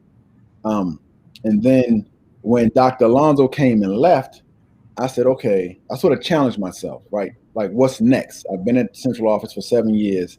How can I impact the school? I said, okay, the only way I can impact the school is become a principal. Although I don't necessarily want to go through the training to become a principal, I knew that's what I needed. So I joined New Leaders, which is like the principal fast track. Made it in, of course, I did all the coursework, and I did my residency at Hamilton on Old Hartford and like Northern Parkway. It's like tucked away. Had a great experience. And then, I went on to apply and get James McHenry. But I wanted a school. I did want a school, but like I just never, as a child, I never envisioned myself being a principal. But again, it's one of them things where you're just guided that way. Because at one point in time, believe it or not, Joni, I was trying to get out of education, right? But every time I would try to get out, I would get a promotion. Wow. And so in a conversation I was having with God one day, I said, God, I'm here for something. Like, I know I am, because every time I want to leave, you bless me with more, right? Mm-hmm. I said, let me change my focus, right? Let me do your work. And then as I do your work, you will bless me with what I need, right? And so down James McHenry, again, I was the 4th principal in 5 years. Right? Sheesh. Yeah. So no one, so everyone looked at me like, who is this guy coming in, right? Who is this pretty boy coming in down here in Southwest Baltimore trying to tell us what to do? And because under their 5-year experience, principals left. You know what I'm saying? So like you had a principal where the first principal retired. The second one actually fell ill. I think they had a stroke at school. Oh my God. And a third one quit over Christmas break, right? So imagine, the day before Christmas break, you go home. January, you find out that the principal quit. They put a what do you call it? Not a part-time, but they put in a interim principal in January, and then I got the job in July. So folks, students, staff, parents are looking at me like, brother, how long you staying? Like, I heard that maybe twice a day for the first year. How long you staying? How long you staying? And my response was, because Obama was still in office, right? So I said, if Barack calls me, I'm gone. I said, but short of that, like, I'm here. And they were like, nah, man, no, you leaving us. I said, if Barack calls me, I think everyone will understand that I need to go. Yeah. But I don't know Barack. I haven't applied to the White House. Like, I don't envision that happening. I said, so I'm here for the long haul, And so it was so crazy, Joni, in terms of changing culture, that that at the August of my second year, I saw a parent, and she said, oh, you still here? She said, oh, you came back. I said, I told you I'm not going anywhere. And she was like, wow. She was just like, oh, okay, that's crazy. I mean, but it took more than a year for people to understand, number one, that I was going to be there, that I was going to be part of the solution, and that I did have a vision for those kids, I say those kids in Southwest Baltimore because that's how I felt walking in the door, Joni. That school needed a whole lot of love. Mm. That school, I would tell my wife that school was neglected. It's like, I was like, how can this be a public school with 190 schools in its citywide portfolio, and it visually looks like this? Like, like why would a kid want to come to the school and it visually looks like this? And so part of changing the culture was just making it look like a good looking school. It should be clean. It shouldn't have rodents all over the place. It's, the wall should be evenly painted. It should have inspirational murals. It should just be a nice, clean, visually clean, good smelling school where the adults actually care about the children. Because in education, Joni, I don't know if you noticed or not, but not all the adults care about the kids. You know what? I heard something like that, but I know. I wasn't sure. Hey, yeah, right. Not all the adults are there for the children. That's crazy. And so what you got to do quickly is to weed them out. Yeah. You got to weed them out. I mean, and people assume that schools are organizations. So you have great employees, you have terrible employees. And here's what's crazy, right? Is that the kids determine the temperature of the building, right? So I'm flipping the script. A lot of times they think, okay, Travis Miller's the leader, he's going to turn this around. No, Travis Miller is going to connect with the kids to find out where the gaps are. And then I'm going to ask them to help me build what I need to build so that we are vested. Because if I come in and just say, do this, do that, they're going to be like, man, we don't know you. We don't care about you. So I go to the kids. Hey, man, like, do you like this school? No. Why not? Because of this. Okay, well, let's fix it. Some things are easy. Some things are harder. But I brought the kids to the table extremely quickly. I know that's right. And I'm talking about the ones that had boxes on the ankle. I'm talking about the ones that were gang members. I'm talking about the girls that, stayed in drama. Come on, Shorty, come here for a second. 12 years old. Like, you 12 years old, you shouldn't be fighting 4 days a week. What is how can I help you? What you need? Exactly. Because no one wants to fight 5 days a week. And so I would have my own little, I had my own little student crew, right? I reached out to my partners. You know how I do. I reached out to my partners and said, I'm going to tell you, first year James McHenry, I had 7 girls who didn't like each other for anything. So I reached out to University of Maryland and I said, look, I need an African-American social worker who can come in and do some sessions with these 8 girls that I have who basically determine how my day goes. Because as they fight and argue and do that, like no one else in middle school can learn. Like it was literally, they controlled my building, right? And so University of Maryland, they had some nice, down for the cause African-American social workers who did like free work for us, like, brought the girls in like once or twice a week. And, and just would have like sessions, like real sessions. Like I told the girls and I told the clinician, I said, I don't want to be part of this, right? I said, because I want you guys to get raw. I want you guys to get to the root of whatever it is. I said, I will help you. Like I'll help, but I don't want to be in the build. I don't want you guys to think, oh, Mr. Miller's a man, so we gotta filter what we say. Yeah. And so the clinician, here's what's funny, right? The clinician after the second session, Joni, said, oh, this is some serious work. She said, I thought you just wanted me to have some surface stuff. She said, but these girls need intensive, love and care. And and a relationship was built after that. But even the clinician came in thinking it was going to be, very lightweight. And so she was like, some of these girls are depressed. Some of these girls are this, some of these girls are that. And I said, after the second session, she said, trust me. I said, well, how long can you stay? She said, I'm here as long as you're here. So we started having like 12-week cycles where we would get other girls in. I said, because I need this culture to be, sustainable. I need these young ladies to have another trajectory. This is not going to work. You can't be 13 and fighting everybody. What's going to happen at 18? You're going to jail or worse. And so, again, I realized doing God's work, it's not always pretty, but I gave them 1,000% of what I had. Yes. I love it. That is so inspiring. And we literally only got about 3 more minutes left, but this is so good. I gotta ask you. I know, yeah, right. We never have enough time. We don't have enough time. But I do need to get some advice from you. So for people who are in city schools right now, because we got a bunch of them listening, and what advice would you give them on how to advocate for themselves? Because everybody don't have a teacher like you that's going to advocate for them, and everybody don't also have like a family support system that's going to advocate for them. And sometimes they might feel like their voices just kind of get lost in the wind. But like, what advice would you give to somebody that's feeling like they in that situation? I say power in numbers, right? Because if you're going through something, I guarantee there's someone else either in your class, on your floor, at the school that is going through the same thing. And so figuring out number one, who else is in the boat like you, right? If you're at a high school and teachers just don't care, if you know, it's almost like a civil rights movement, right? If one person says, hey, this is wrong, then you sort of get swatted away like a gnat.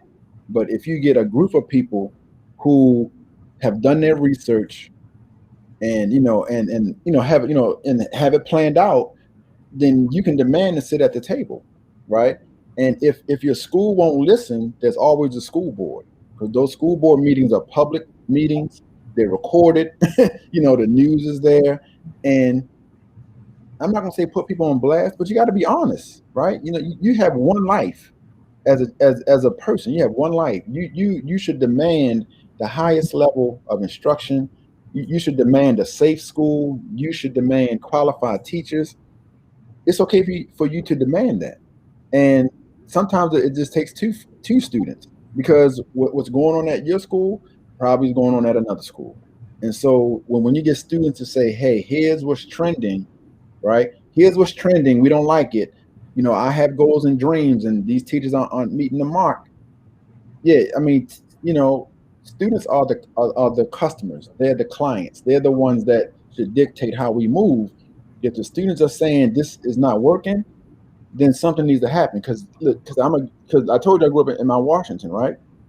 Mm-hmm. One thing I learned, Joni, about growing up in a majority white neighborhood, majority white Jewish neighborhood, is how quickly they mobilize, how quickly they get in line, and how quickly they execute. It is a thing of brilliance. You understand what I'm saying? No one can come in Mount Washington and do whatever they want to do. Businesses have tried. I saw it growing up, where they wanted to knock some houses down and put up some office buildings.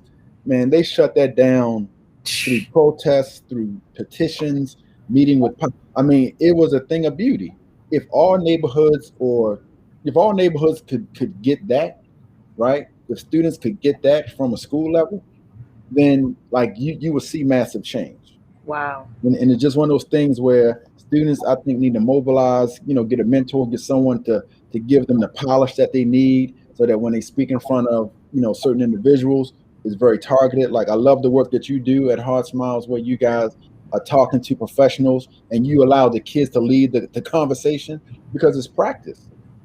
Right. Same thing we did at Matthew Henson. Right. I told any professional that came in and talked to my students, I said, they're going to ask you questions. I said, I need you to be honest with them. Yeah. Because they see the world in their eyes, and they need honest conversation. And many times, there's folks who will leave out and say, those kids are smart. Absolutely. You ain't know. Absolutely. So I need you to help us out around here, right? Pay for right, yeah. That's true.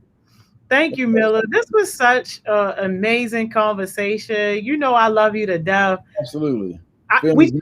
We need your jewel, though. And I know you got a powerful one for us. Your one jewel you leave us with before I let you go. I don't have one. The main thing, Joni, okay, on my Facebook page, what I say is, keep the main, the main thing is keep the main thing the main thing. So I'd say that, to say, set goals, make a plan. There's a difference between failure and not being successful. Failure is giving up.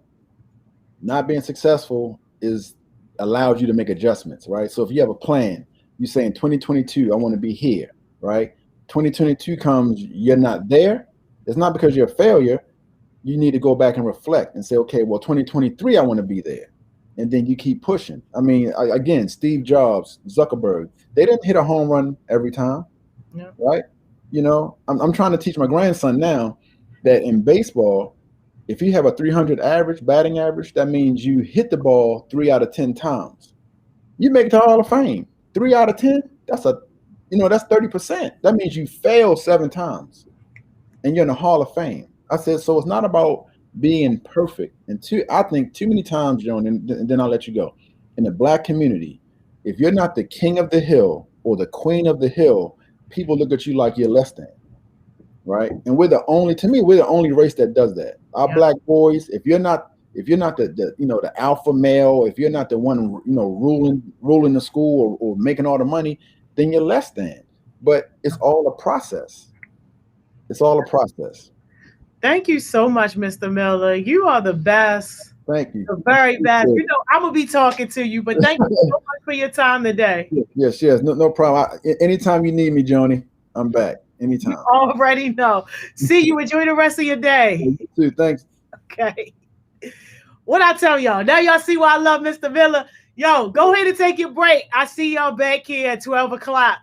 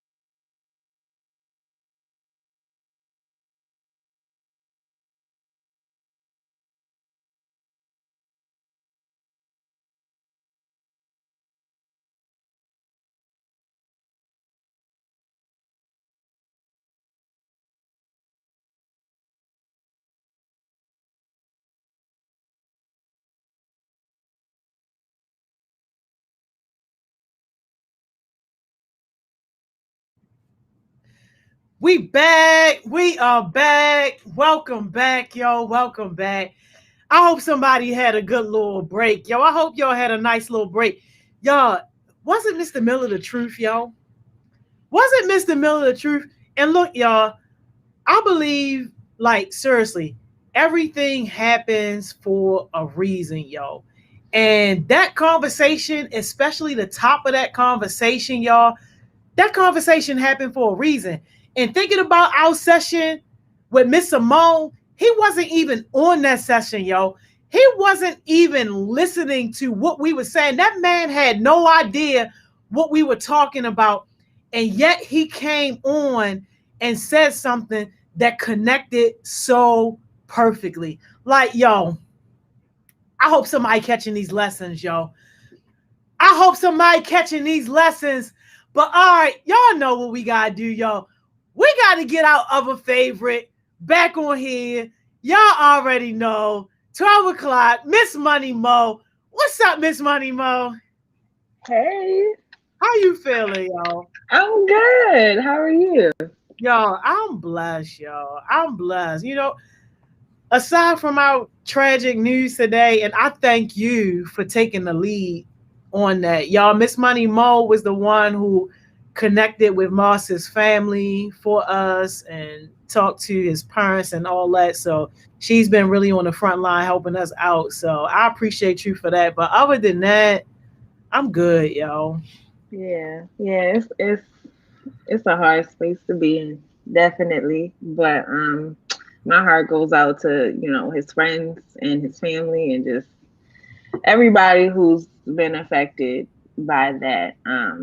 You know, it's a hard thing. So yeah, definitely, yo. And it's just another hard reminder too of why we go so hard and why we do what we do. Like, this is our why, this is our reason. So yeah, man. Most definitely. Hey y'all, I see y'all in here. I see y'all. How did everything go today? I saw the first session.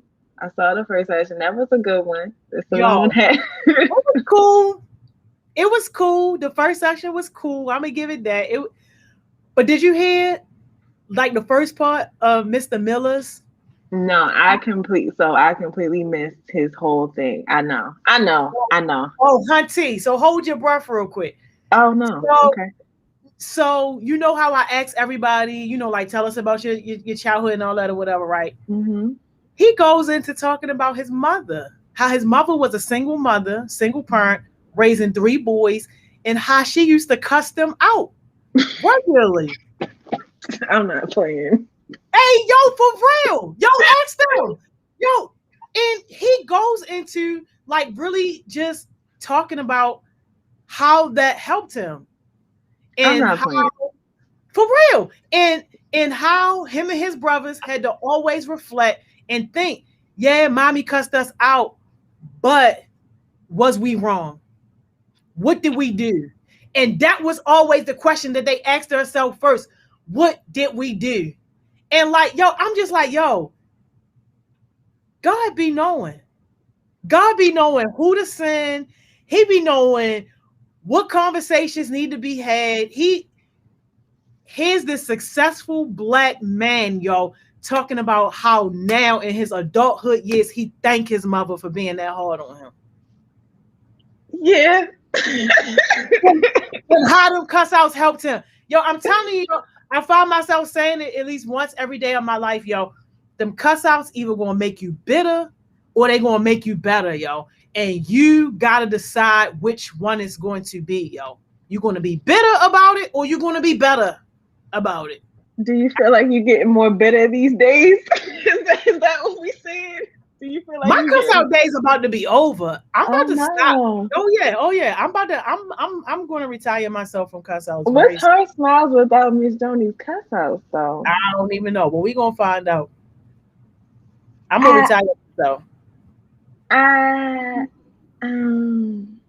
No. Hey, yo, not no, yo. I was trying to say it in like a better way. I'm retiring myself, yo. I'm retiring myself from cuss out, yo. That's gonna be a thing of the past, yo. That's gonna be the old me, yo. Ain't not Okay. black. Talk about some weight because I ain't get one yet.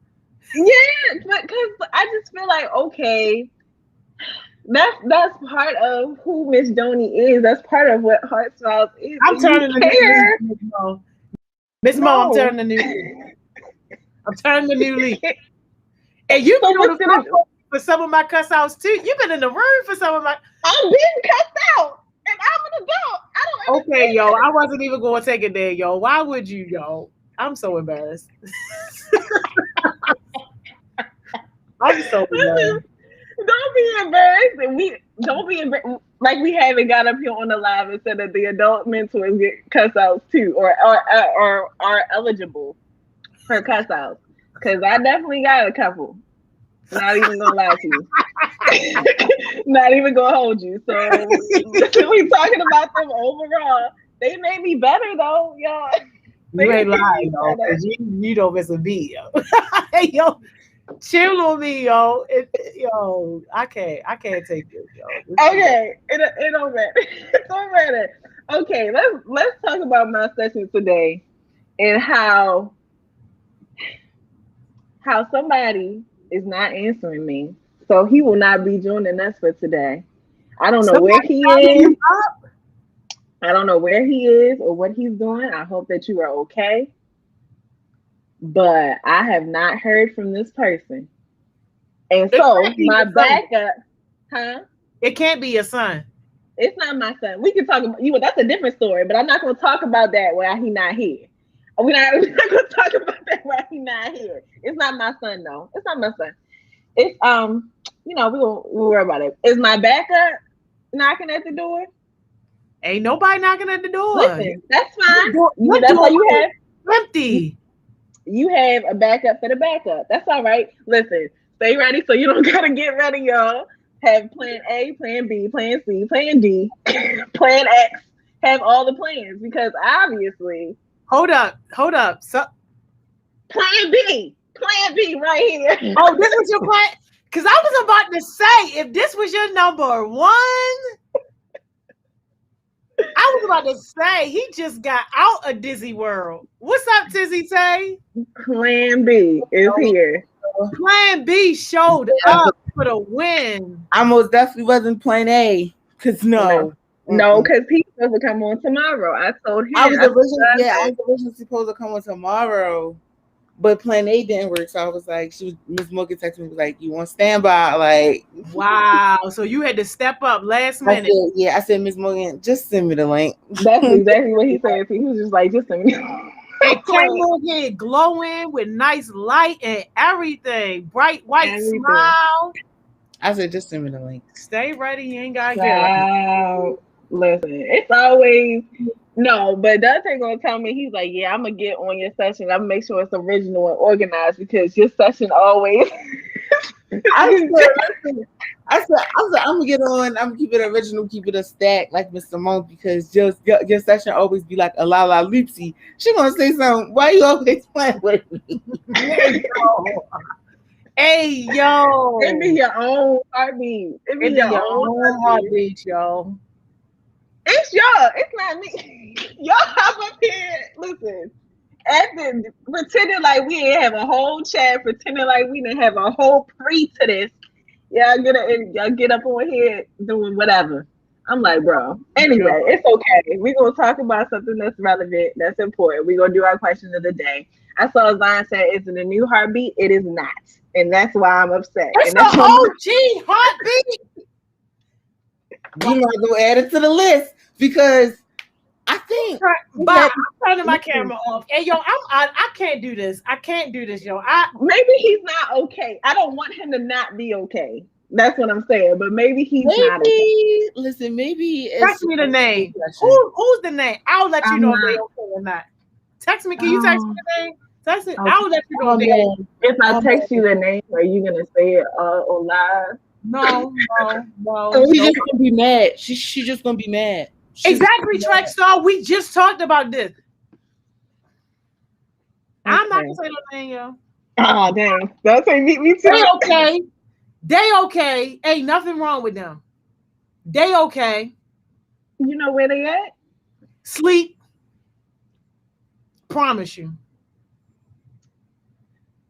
What's bed dinner? That's all right, because he going to get up here when he not sleeping. He going to explain what happened. We going to have a whole another Mr. Moon session part 2, but smaller, because obviously. This is too much. I'm on mute. This is too much. Oh, no. How much can one person take? Huh? How much can one person take? I don't know. It must be a lot. Not enough. Limits. That's you got limits. And I'm over I'm coming. So Ms. Book, I'm over the Saturday. You know, I'm not even gonna be able to be there Saturday. Right. Oh, you not. Cause you know I get in them boys' ribs. Yeah, okay. She didn't mean it, YouTube. No, she don't. She don't do that. Oh yeah, I mean it. I mean the barbecue ribs. The barbecue ribs at the cookouts, because you know we do cookouts. I'm breaking ribs at the cookouts. Oh, okay. And you go, okay. All right. Anyway, question of the day, y'all. Question of the day, because obviously we are left. All right. As always, as Dante said, my session be la la loopsy. All right. Question of the day. If you had to delete all but 3 apps from your phone, what were the 3 apps that you will be keeping? Anybody can go first. I can go. 3 apps. I delete. I want to say delete Instagram, but you keeping 3 apps. You keeping 3 apps. Keeping. Yeah. I say Shopify because that's the way how I manage my business. Instagram because that's how like I will like motivate myself a little bit, and I keep Alibaba because that's where my vendors and stuff at, so I can support my business. So yeah, those are the 3 apps I keep. Okay, all right, Miss Joni. I'm keeping my 2 bank apps and Instagram. Okay, that's fair. Sound reasonable. That sounds reasonable. Let's see. What am I keeping? I'm definitely not keeping Instagram. I mean, if I had to choose, I'm definitely not keeping it because y'all know I only got an Instagram for 2 reasons: to talk to my family and to talk to y'all. Not that I don't want to talk to y'all. I'm just saying that if I didn't have to have an Instagram, then I wouldn't probably. Let me see. 3 apps that I'm gonna keep. I'm gonna keep my bank app too, actually, because that's been important lately. I'm gonna keep my bank app, my map, my Google Maps, because I be driving everywhere. I be driving everywhere, and then I'm gonna keep I guess my email. I guess I gotta keep that. Those are boring. Because that email no, I said some reason because I know your email be jumping like jumping. Between everybody up on the screen, particularly me, Miss Joni, and me, our emails are busting. Okay, and that's not even how you use it. Like scams and Fashion Nova and all. I be like, oh my god, like y'all just want me to spend my money. Yeah, nah, I'm getting rid of everything where you gotta spend everything like the flight apps and the Fashion Novas and the Boohoo's and the Sheins and all of that. That's going. That takes my money. I don't need those. All of those gotta go. Let's see what y'all keeping. All right. So we got Anthony said Instagram, Shein, and YouTube. Oh, she keeping the Shein. Okay, girl, let them spend your money. Jordan said Instagram, the bank app, and Twitter. Taylor says, I'm going to change one of mine. It's okay. Taylor says Safari, YouTube, and iMessage. And Zion said, well, on the website, Wix, I'm going to keep Instagram for promotion and Amazon. Oh, I should keep Amazon. It don't matter. Okay. Well, thank y'all for answering the question. Dante, take it away because you're going to have to because Plan A is not here. All right. Well, since Plan A not here and I got the floor to myself, we're gonna talk about excuses and how they can unmotivate a person, or how they can lead to unmotivating a person. Uh, one way, like me using excuses or whatever, like this happened multiple times, and it's this like it happened this year, couple months ago, couple weeks ago, and it was like and every time I got on like a Winnie Wednesday or a Thousand Sisters, Miss Johnny be like, but like, why did you do it though? And I always like come up with an excuse on like what, like why I didn't do it, or why didn't I fix it, or something like that. And like Miss Johnny, as you grab her head like this, like excuses. But this morning, I saw the session. I liked it and everything. Y'all got the OGs on there and was talking about like what horse smiles really mean to y'all, and like certain people really like I went like I feel like certain people, but not everybody. Certain people take it to a take it to like an advantage. Oh yeah, like I'm like at the end of the day, like I'm getting a cash app or a Venmo, and it's like it's not just that. Like Miss Johnny said, horse smiles is a promise. It's not just a commitment, it's a promise. So the cuss outs, I got major cuss outs. I'm trying to tell you, I'm not getting one in like a couple. I'm trying to tell you, if y'all on my means with me, I promise you, I'm not getting one. So like using excuses just to like back you up and get you into a ditch that you cannot get yourself out of. Like the more you keep using the excuse on excuse and the excuse, the more you're gonna get angry about it and get like heated about it. I saw Miss Johnny TikTok on I saw Miss Johnny TikTok and she was talking about excuses. I saw her do this morning. She was talking about excuses. I straight replied to her, was like, yeah, this conversation needs to be had. And it's like people, like for me, I checked my cash app the other day or whatever, and it's like 5 requesting it. So I'm like, who's requesting money? Like, ain't no way. I text, I was like, hey, are you okay? And things like that. It's like, oh well, yeah, I just didn't get paid. That doesn't mean nothing to me. Like, I'm not ready to sit right here and just like, do you deserve it? Like, let me know the things that you did just so I can do it. Like, I don't know. Miss Johnny, what do you have to say about that? Or Miss Morgan? You can go ahead, Miss Johnny, and then I'll go. No, I'm good. Like, I'm just good listening to them talk right now, because it's like, this is growth. And like, this is the reason why, so that you can be able to reflect and to understand and then help somebody else. Like, even if only one other person can listen to what Dante is saying right now and decide in their own life, I'm gonna quit making excuses and I'm gonna start moving forward, like, they will be better off for it. So I just appreciate you even bringing up this topic, because it's a hard topic to have, especially for people who are full of ego and are full of pride, and people who have a hard time reflecting and looking at themselves. So just thank you for even having this hard conversation.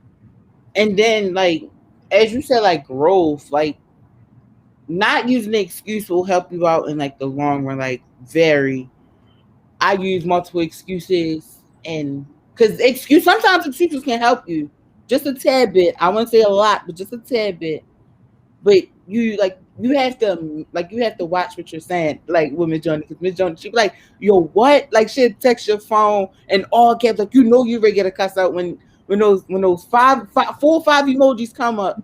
Yo, what is you doing? Like, Miss Johnny will call you, cuss you, like literally cuss you out, all that. Like, I'm trying to tell y'all do not want no cuss out. Learn from my mistakes. Y'all do not want no cuss out. I'm trying to tell y'all. But sorry. Yeah, Go ahead, Ms. Morgan. No, you can go ahead. No, I just wanted to pose a question for everybody, really. So you can type it, or if you're up on the screen, you can answer it. So what is the like a specific time where you find yourself using excuses or making excuses or something, and it wasn't beneficial to you? I was about to use I would say the time where I got my first cuss out from Haya. It wasn't like, it was beneficial to like a certain point, but like when I got that email, I was like, I don't know. Like, I don't know about my decisions no more.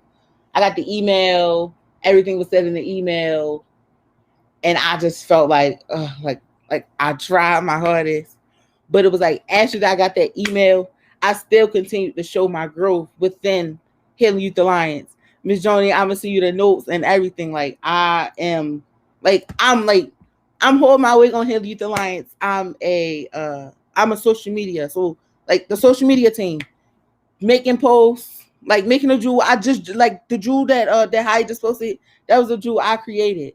So it was like I'm on that. I'm on the podcast team. Melanie, we meet about the podcast team this Friday. No, we meet this Friday, but we having our session that Saturday before the WishCon or whatever.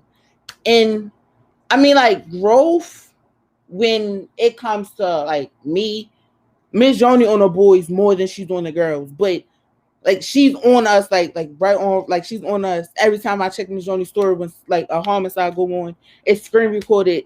Now y'all see why I'm heavy on y'all boys than the girls. But me and Charles was talking about it in the comments. I don't know if y'all saw it this morning, but it's more girls getting cussed out than boys. I can say that.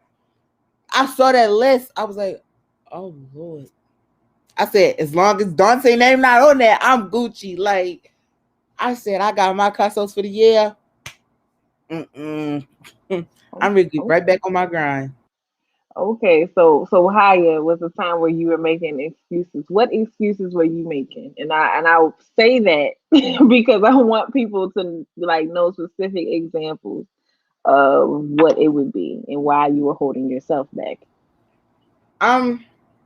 I would say like one excuse that I used was like, that's not my priority, or like they not helping me. But that was like a certain, like I kept using that excuse to like a certain extent, but it was like maybe just using my voice and just speaking on how I actually feel, then using excuse will help me out in the long run. Like not just being out here, having my camera off, talking, being dry, and everybody know like I'm very bubbly, goofy, like, and with that, like everybody know like I'm very educated on certain topics. Like I could be like my knowledge is up there, and just me having like a presentation with somebody and not holding my weight like to accountable.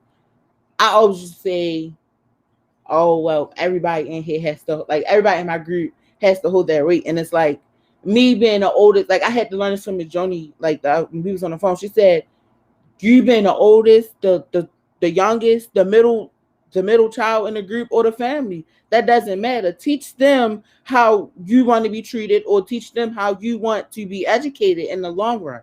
And I had to take that. And it was like I had met with Cam and Jordan and them about my PowerPoint.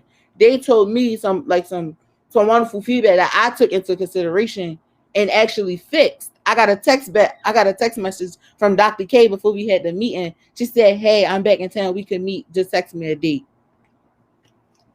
Yeah. And I'm gonna just say from personal experience with Dante, he is doing so much better. Cause you'll text Dante about something and I'll be like, Dante, you relate or something like that. And he used to be like, oh well, it's so and so's fault, or this was happening, or da, da, da. Like he would immediately go to that. But now he says like, oh, I take accountability, that's not how it should happen. This might have been going on, but I should have like handled it better. I should have communicated, da, da, da. So I will say I definitely see Dante's growth when it comes to that, and I'm proud of you for that, because Dante, you were blowing me one day. I can't remember what it was. You were really blowing me. I was like, sir. And again, y'all know I like my PSAs. When y'all are late and say, oh, my camera's not working, or the link's not working, or something like that, and the meeting started at 12 and it's already 12:02, and you just now saying your camera, your link not working, your computer, not phone not charged, all of them things, we know you're lying. I just want you to know, we know you. We know. I was specifically told that some of you say that when you are running late. I was specifically told from the horse's mouth that is what y'all do. So stop doing that. If you really have tech issues, fine, but don't say that the link don't work when the link worked for everybody else on the meeting, but you. I remember on the meeting or whatever, and this was it was running back and forth. And Miss Mooney texted me was like, "Are you okay?" I said, "Hey, yeah, my internet just messing up." And you saw it, you saw it, like I was jumping in and out. And she was like, "Oh, okay." And you stopped texting me or whatever. But like growth comes in, like it has to come in from within. Like yes, Absolutely. Miss Joni, what have been your experiences with excuses, your personal excuses, or you could talk about other people's excuses, whatever you want. Well, at corporate America, when I was at Comcast, like you just get fired over excuses because the thing about it is like you need to be at work.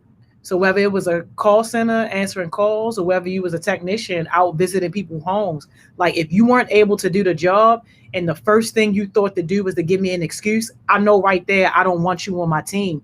Because if you are bold enough to try to give me an excuse, then I can only imagine what you're doing out in the world, how you are treating customers and representing the Comcast name. And at that time, it was my job to protect the brand and help to build the brand up. And I remember this one dude, y'all. He went so far out of his way that he booked a one-way plane ticket from Pennsylvania to Baltimore to try to convince me that he needed to be out of town for something. And I'm just like, look, I would have respected you more if you just would have said, hey, I had pre-plans or, something, whatever with family, because family always come first, rather than your first instinct is to try to fool me about it or to try to be sneaky. That says a lot about your character and just who you are. Like, just be real about it. And the consequence is the consequence, but be real about it. So I don't like liars. At least be honest about it. And I hate excuses. Just shut up. If your first thing is to give an excuse, shut up, think about it, reflect, and then come back and talk. But reframe yourself from throwing out an excuse, because all you're doing is diminishing your brand and who you are.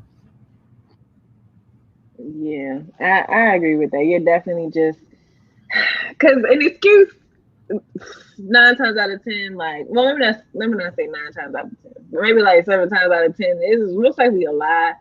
Or maybe it did happen and like it didn't happen in the context that you're saying that it happened in. It's a lot going on with excuses. I think so. Sanaa, I love your name, by the way. Sanaa said something earlier. She said that she uses excuses when she forgets to do something. And I definitely used to do that. I definitely used to do that. So I definitely relate to that because it's like, oh, dang, I should have done this, and this, or I should have done it in this certain order, whatever, and I didn't. So I'm going to just say that, like, I don't know, that I was running late, or I'm going to just say that something else happened. I used to, don't do it anymore, but definitely did it, like, I don't know how old I was, but when I was younger, I did it. So yeah, don't be out here just because you forgot to do something. You forgot to do it, just say you forgot it. It's okay. Or ask somebody else to do it. And then not just that, like, don't plan something when you know you have a meeting, because you're going to be backed up. Like, you could be on one meeting and then you be like, oh yeah, we could meet this day, but deep inside you know you're going to reschedule when you know you're on a meeting. But it's like Cam, when Success Sessions and like when we went back to school and stuff like that, like it was not last year but last school semester. I was like, the first day I woke up fine, that like, like the first week, like you like adapting to like a new schedule, you're adapting to new people for real. That was me. The second week I was like, I don't know if I could do this, but I went on Instagram to go see the Miss Joni Drew and I saw Cam's schedule. I was like, maybe I need to create one myself. I created it, I posted, tagged Cam. She was like, good, and keep it like keep it like consistently or whatever. I have a schedule already, like I have it in my notes, but I don't post it or whatever. I'm trying to tell y'all, using a schedule will help you out so much. Like using a schedule, managing your time, knowing that you're a priority, because that's how I was at Burger King or whatever. I said, I'm a priority. Her Smiles is a priority. he'll need the license priority. I don't know. I would just put my 2 weeks in. Text my manager like, I would just put my 2 weeks in. I'm like, matter of fact, I don't know. You just take me off the schedule. Because it's like, if I'm on here, barely paying attention at work, barely paying attention on success sessions or Focus Friday or anything like that, it's like, I don't need that. Like, I need everything coming from my family. And everybody in that store speaks a different language. So I don't know, like, no. Yeah, I think Dante makes a good point with saying, like, making the schedule and making sure you're not overwhelmed, because a lot of times excuses can be born from you being overwhelmed with whatever you may have going on in your day, in your week, or whatever. And I know a lot of people these days are multitasking. So you might have a Zoom on your computer, you may have a Zoom on your phone, you may have a Zoom on your other computer, you may have, you know, a call, or you may be trying to work on your schoolwork or your assignments or whatever. And before you know it, you're doing 4 things at once. And you're not going to be able to do those 4 things well at once. Something's going to have, at least one of the things is going to have to suffer, if not more. So you want to make sure that you do make a schedule that makes sense, and that when you're hopping on these projects, when you're hopping on just other things that you may have to do in your life, you want to make sure that they don't really overlap too much. Because, I mean, it's possible. We've all done it. We've been on 2 meetings at once, maybe 3. We've all done it. It's possible. But if you are able to prevent it, if you are able to be in a space where you can schedule out your time, where you can determine what's a priority and what's not, you absolutely should do that. Because then that's when it comes up, when you on a meeting and they like, Miss Mo, what do you think? And you ain't hear them, and your camera is off, or they say, Dante, what do you think? Dante didn't hear anything that's going on. Dante doesn't know what the topic is. Camera off, not responding in the chat. It's like, all right. That was old Dante. Been there, done that. That happened before. Surely did. I was on that meeting, and I was like, Dante, what are you doing? But anyway. But yeah, it surely did. You don't want to find yourself in that position, because then you have to have a talk at the end, and it's like, what were you doing? Then you saying a bunch of, oh, my connection didn't work and all of that. You trying to figure out what you want to say versus just saying, oh, I'm on another meeting, or I have something else to do, or I wasn't paying attention. You say all of the things that are the truth. Just say them. You should just do that. I know from like being like joining Horse Miles or whatever, y'all, 2 days will be my first anniversary with Horse Miles. Ooh. But joining Horse Miles, I can say, like, I didn't know what I was getting myself into. Like, my mother, she was like, I'm like, to this day, I can still remember when I got that letter from Buford, the same exact day I signed up for Horse Miles. Listen, the next day I got my letter talking to my son, I got to sign the Horse Miles. And I was like, I was texting people. I had texted my like, what is this? Like, what we going to be talking about and all that. So he had gave me like a rundown or whatever. I was talking about, like, oh, you can be like, you're going to be on YouTube, Instagram. You can join sessions, join projects, join basically join anything. Just hold like your weight and like hold yourself accountable. So I was like, all right, bet, I got it. I remember my first, I don't know if it wasn't, well, yeah, it was my first project or whatever. And it was with the people from John Hopkins, Central Soul. It was Central Soul. And we had to change our names. I remember it to this day. And that was on my first project. And people I believe, somebody texted me, was like, you did an amazing job or whatever. And it was on Miss Simone's session, I believe. Either it was on Miss Simone's session or Miss Mo's. Can't remember what session it was on. So they were like, you did a good job and all this. And I was like I was stuck about it, because it was like, I didn't know like how to approach it. I didn't know like what to talk about or something like that. But I mean, I killed it. Miss Johnny looking at the time like, I could see her eyes. But like joining Horse Miles, and my mother was like, oh, because at first she didn't know like Horse Miles or whatever. She was like, I'm on a meeting with Horse Miles. She was like, you always on a meeting with Horse for Soul? I said, Horse for Soul? It's Horse Miles. Like what is she talking about? But it's like she had when I was on a Winter Wednesday with Miss Miss England, Miss Joni and stuff, and I was talking about like issues like with my brother and things like that. She came in the background talking to Miss England, and that's how that. And she be on the verses. She be hearing all the old school music, and me in the background really like pumped because it's like that's when she's like surrounding herself, and she be like, oh, Miss Joni, like I rocks with her. She be telling y'all all the good stuff, like how to be this, how to be that, and all this and all that. She was like, I really think she's helping you with your attitude, because if you know me, my attitude is cool. I can give you lip. I can, Lord Jesus, y'all didn't meet that side yet, but she was like, I be telling her like, oh yeah, I'm on this project, and it's with like University of Maryland, the School of Social Work, or I'm on this project with Johns Hopkins. And she was like, oh, that's good. That's good. She was like, when you go to college, you can have an easy scholarship, or you can get a scholarship right off the bat. I said, I wouldn't say right off the bat, but it's possible. And like joining Horsemouth, like as a family, we have to heal each other just to heal.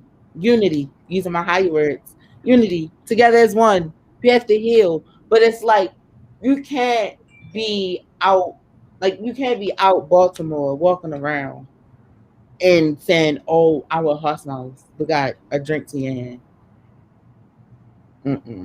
What's your question, Mr. Mo? So no, because all right, so I'm thinking about this situation, right? Because somebody else was supposed to be on this session, and I'm pretty sure I'm gonna get an excuse, or I'm gonna get a something. I don't know what I'm gonna get, but I'm gonna get it. It's coming. So, what is your advice to people that think that using excuses is okay, or are about to use an excuse? What is your advice? Like, why do you think that that's not a good idea? One, I would say like, don't use an excuse. Say how it is. Speak speak your mind, speak your truth, or speak like why you didn't join like a session or like a meeting for real. Like from my past, I say, oh, my internet not working. We know it's working. You would just sleep. You would sleep. Wasn't paying attention. You really didn't. Obviously, you didn't care about the meeting because you was asleep or whatever. But I was on Wisdom Wednesday, and somebody that we were supposed to have on Wisdom Wednesday didn't show up. And Can's section was like, "Hey, how you feel?" I was like, I mean, I feel good. Like just by like somebody not showing up doesn't like stop me from doing what I have to do or me getting to my grind kind of thing. Like. Excuses, right, Zion? Like excuses is not going to result to success. It's going to dig you in a hole where you don't want yourself in. Miss Johnny going to make you a nickname, just like how I got Dizzy Tay, because I guess I was spinning circles like a circus or something. That's how I got Dizzy Tay, but luckily I got my actual name back. So yeah, but like I would definitely say like don't use the excuse. Do not use the excuse, and I'm saying in all caps. Listen, hear me out. Do not use no excuse. Say how it really was. Like my camera, my internet off. Just say, hey, sorry, I hold myself accountable. I was asleep. Just say it. And you using the excuse is gonna be mad. Like, say for instance, you're like because Joni told you to come on this project or whatever, but you sleep on the project. But then when she texts you, hey, how did you feel about the project? You stuck. You left her on scene. Like you don't know what to say because you wasn't there. You don't know what was going on. Right. You have no idea what happened. But then it's like you also have to, because you using an excuse going to make Miss Johnny mad. But then if you're not using an excuse, she's still going to be mad at you, but not to like she's going to be mad at you at a certain extent because one, you was being honest about it, and two, you just telling her. But you're using an excuse. Miss Johnny, you can tell by the way how Miss Johnny face is. Excuses do not get you nowhere with her. Excuses. If you're on payroll, you will get took off payroll within seconds. I'm trying to tell y'all. I also think that Miss Johnny is stressed out just because of the sessions that we had together. and knowing that yet another OG or an older heartbeat has dropped the ball, I think that we stressing her out just a tad bit more. Just a tad bit more because of that. But going off of what Dante said, like just using them is ultimately not going to help your growth, right? Ultimately not going to help. It's going to teach you how to laugh. A lot of times it's going to teach you how to be a better liar, but you don't want to be a liar. You want to be, and sometimes, like I said, because I said 7 times out of 10 is a lie. Sometimes the excuse is something that actually happened, but you could have prevented any kind of aftermath if you would have communicated a little bit better with whatever it is. Not even just meetings and projects, just in general. Like, let's say, I don't know, a parent or a guardian tells you to like clean your room or something and you didn't do it. Like, situate every little situation where you find yourself making an excuse, you're just putting yourself in a situation where you have to either keep up a lie or stunting your growth in whatever which way, shape, or form. Miss Joni, any kind of last words, because we want to do that and then we gonna do our jewels and we're gonna get up out of here. Well, definitely thank you to Tizzy Tay again for having this conversation. And I hope that people will really like getting like the bigger picture. Because for real, like the way I see it, it's not even about like how far you can get with me. Like it's about how far you can get in life. And the things that I be trying to teach people and some of the lessons that I be trying to get people to learn, like this stuff is going to be way more helpful when you are like really serious about success, solid in your career, and really doing something for your life. The people who just like get it and they like in on their success now, then they understand the value and the price tag of these lessons that we teaching. But I know and understand that not everybody is there yet. And I just hope that people just really just kind of realize like, yo, like, yes, while things may come up and situations are going to happen, because nothing is ever going to really just go your way 100% of the time. Like it's about having that communication and holding yourself accountable. And like, why should you even be comfortable with yourself not holding yourself accountable where somebody else got a higher standard for you than yourself? Like people like that just don't get far in life. And that's not my goal. I want to work with people who want to get far in life and who will be far in life. Was that a jewel? No. I felt like it was just a tad bit. I don't know why y'all be with Miss Joni ain't never gave jewels at the end of the session. I give jewels every morning. I give jewels every morning. Yeah, so I don't know why we. Life is a jewel out here. It is. It really it is. All right, y'all. We about to get out of here. Thank you, Dante. I appreciate you more than you know, because you were just ready and you hopped up here. Talk to your brother, because I will be having some words with him as well. I mean, I don't do cuss outs a lot, huh? I said, oh yeah, most definitely. And yeah. We just told Miss Joni who it was. Miss Joni gonna be mad the whole day. Miss Joni gonna be mad today, tomorrow, Thursday, Friday, Saturday. Most definitely Saturday if she can make it. That's all I can't make it Saturday. Dang. Because y'all changed the date. Yeah. I was free the date that y'all originally had. I'm not free this date. Yeah. At the same, but I hold myself accountable for that because Lord Jesus. Listen, find your brother, bring him to me. Okay? Yes, he can go to Miss Joni, he can go to whoever, bring him to me. That's it. Love y'all. My jewel is don't stunt your own growth. That's my jewel. That's it. Dante, what's your jewel? My jewel is it's okay to say you're overwhelmed. Don't take like Miss Joni said, how much can a person get? All right. How much can a person get? Not enough. But it's okay to say you're overwhelmed. It's okay to say you're tired of certain things. That's my truth. Thank you so much. That's so powerful. Same time tomorrow, Miss Money Mo. Yo, she dropped off of there real quick. Yo, what a great conversation, y'all. And look, one last thing too, just to kind of top that off. when you hold yourself accountable, yo, and when you don't give excuses, like when you just own it, you also are building up trust, yo. People can trust a person that they know is going to hold themselves accountable. And not only are you building up trust, you also building up respect too. I don't respect people that don't hold themselves accountable. I don't respect people that sit around and make excuses and think that that's okay. And like, yo, if you want to be surrounded by winners and bosses and other people who are success minded, then you got to start acting accordingly.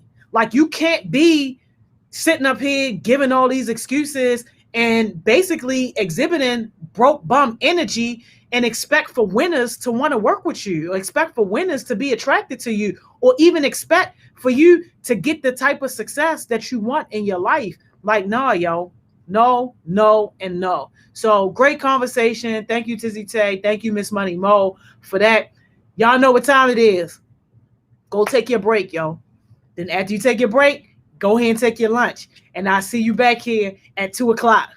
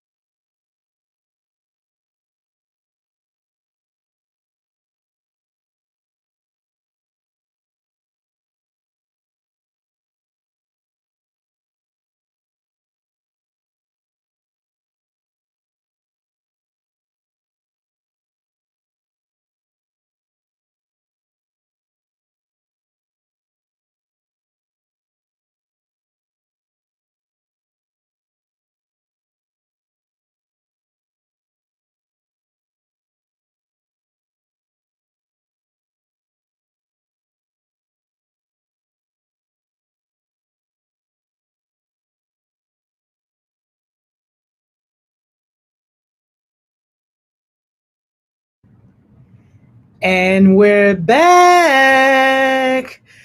Yo, I hope somebody had a good break. I hope somebody enjoyed their lunch break. Can y'all believe it? We are at our last session of our work day. Yo, I've been having a great day at work today. I don't know about you, but I love my job, shorty. I love my job. And I especially love Tuesdays because y'all know we get to get our other favorite on here on Tuesdays. Y'all know Miss Caitlin. Hey y'all! Oh my What's up, Miss god! Caitlin? How you doing? I'm so happy to be here. I am having a great day so far. Yeah, yo, last time we saw you, a heartbeat had crashed your house to I get the know. session done. I know. Unfortunately, I don't have any heartbeats crashing in my house today, but maybe we might have Relly Rel back next week, so it should be a great time. Okay. Yeah, y'all, I was so impressed with how much y'all engaged with him and listened to his story and really took it to heart. It was super meaningful to see all those comments, and I was like reading through afterward as well. It was just really, really great to see, and I'm glad that, you know, it got to resonate with a lot of people, and I know that he was feeling super stoked afterwards, just being able to share his story and being able to like hear the reactions and see that other people are like going through that same thing that he went through. Yeah. You know, that's a really meaningful opportunity for both you all and him to like have that bond. So I was really impressed with how all of y'all were respectful and also empathetic and all those things. So yeah, thanks for showing up. And you see he doing Jules now daily. I know, all the time. Dude, he's blown me away. Like, new heartbeats, if you're like, oh, I don't really know how to get involved, just like do it, because Relly Rel is doing his thing and he's just like showing us how it's done. So yeah, if you need a role model, go check out his Instagram. Go check out those jewels. I know that's right. You got people knocking at the door, Miss Caitlin. Let him in. Hey, yo. Yes. Hey, Baby Barack. Hey, y'all, how y'all doing? Hey, baby Barack. Every time I see you, you just look like you like another year older, y'all. I'm not ready for you to grow up. It's crazy. Crazy. How you How doing? y'all doing? I ain't seen y'all all week.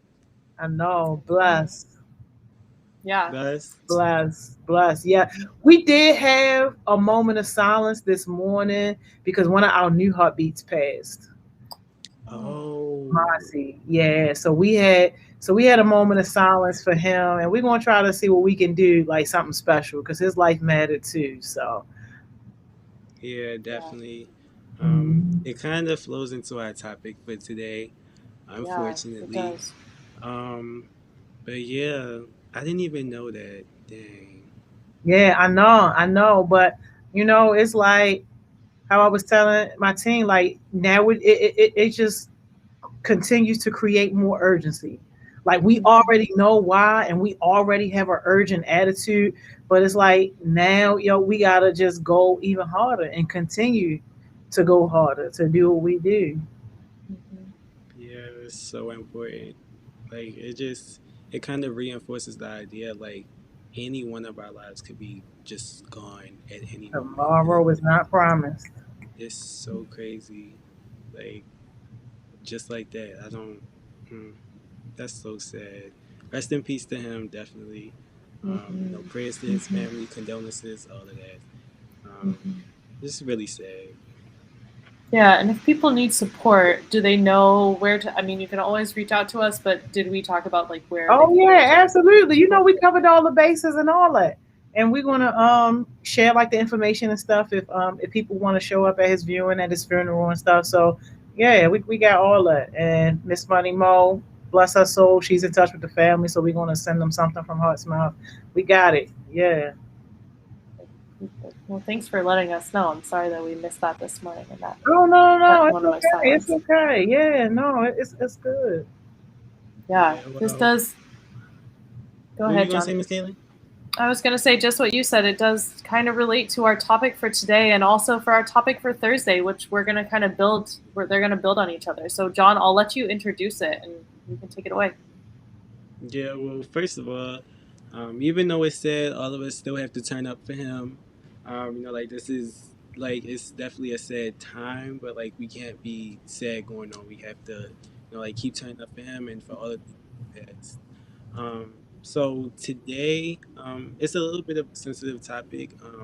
Everybody, well, pretty much if you've been on social media, have paid attention. What's going on? A really famous TikTok actually passed away. Was actually murdered last week. Um, and everybody's just going extremely wild. Wendy Williams actually touched on it, and what's really surprised me, it's like really in my eyes was just completely disrespectful to like how she addressed it and everything. But we'll talk about that. But first, I gotta start off with the icebreaker.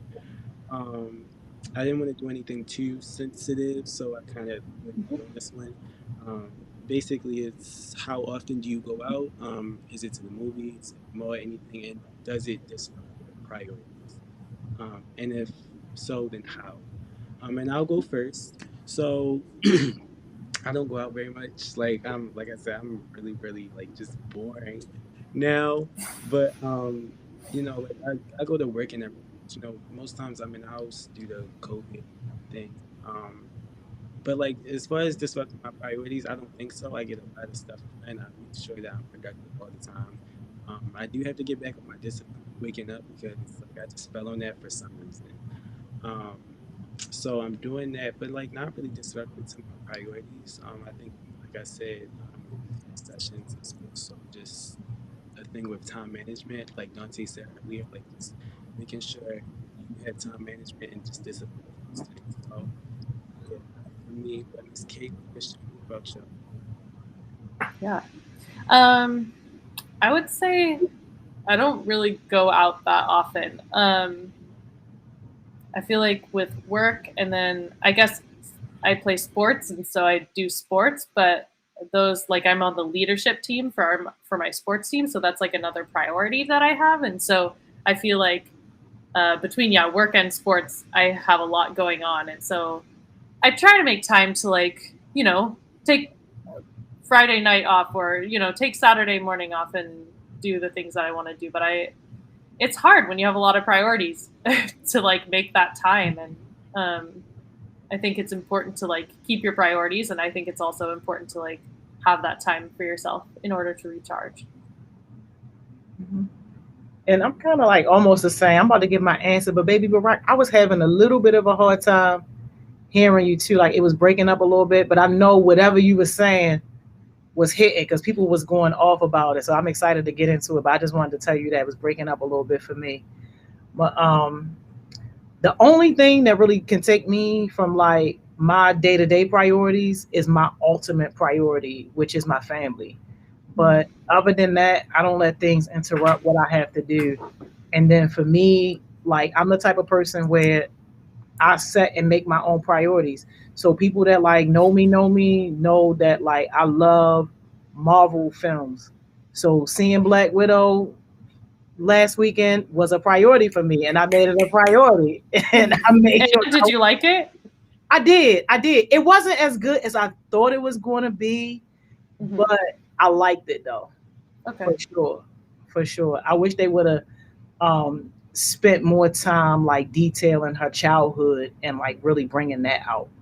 But I liked it though. But I made that my priority. So yeah, I mean, I just think for each person's life, they have to determine what's important to them. But I know that overall, I'm rock steady when it comes to the things that I know that are important to me. Yeah. Definitely take time for that self-care stuff. Like I told you, Miss Jones, last time I was on here, don't. Like I said, dang, Donovan, you kind of spoiled it for us. They lie. I know, no spoilers. Just a little bit.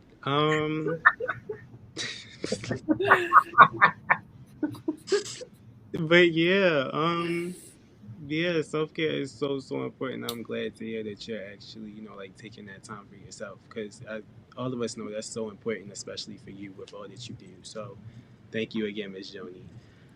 I guess it's time for us to get into it a little bit. So like I said, a very famous TikToker by the name of Swavy, real name Matima Miller. died on July 5th. I believe that was last week. Before that, and everybody was talking about it. It was kind of just like a countrywide movement. Like literally everybody was talking about it. It was trending on Twitter and everything. Y'all can hear me, right? It's still breaking up. Yeah. It's Yeah, still but I breaking up a can- little bit, but we can hear you. Yeah. Okay. Is it a little bit better?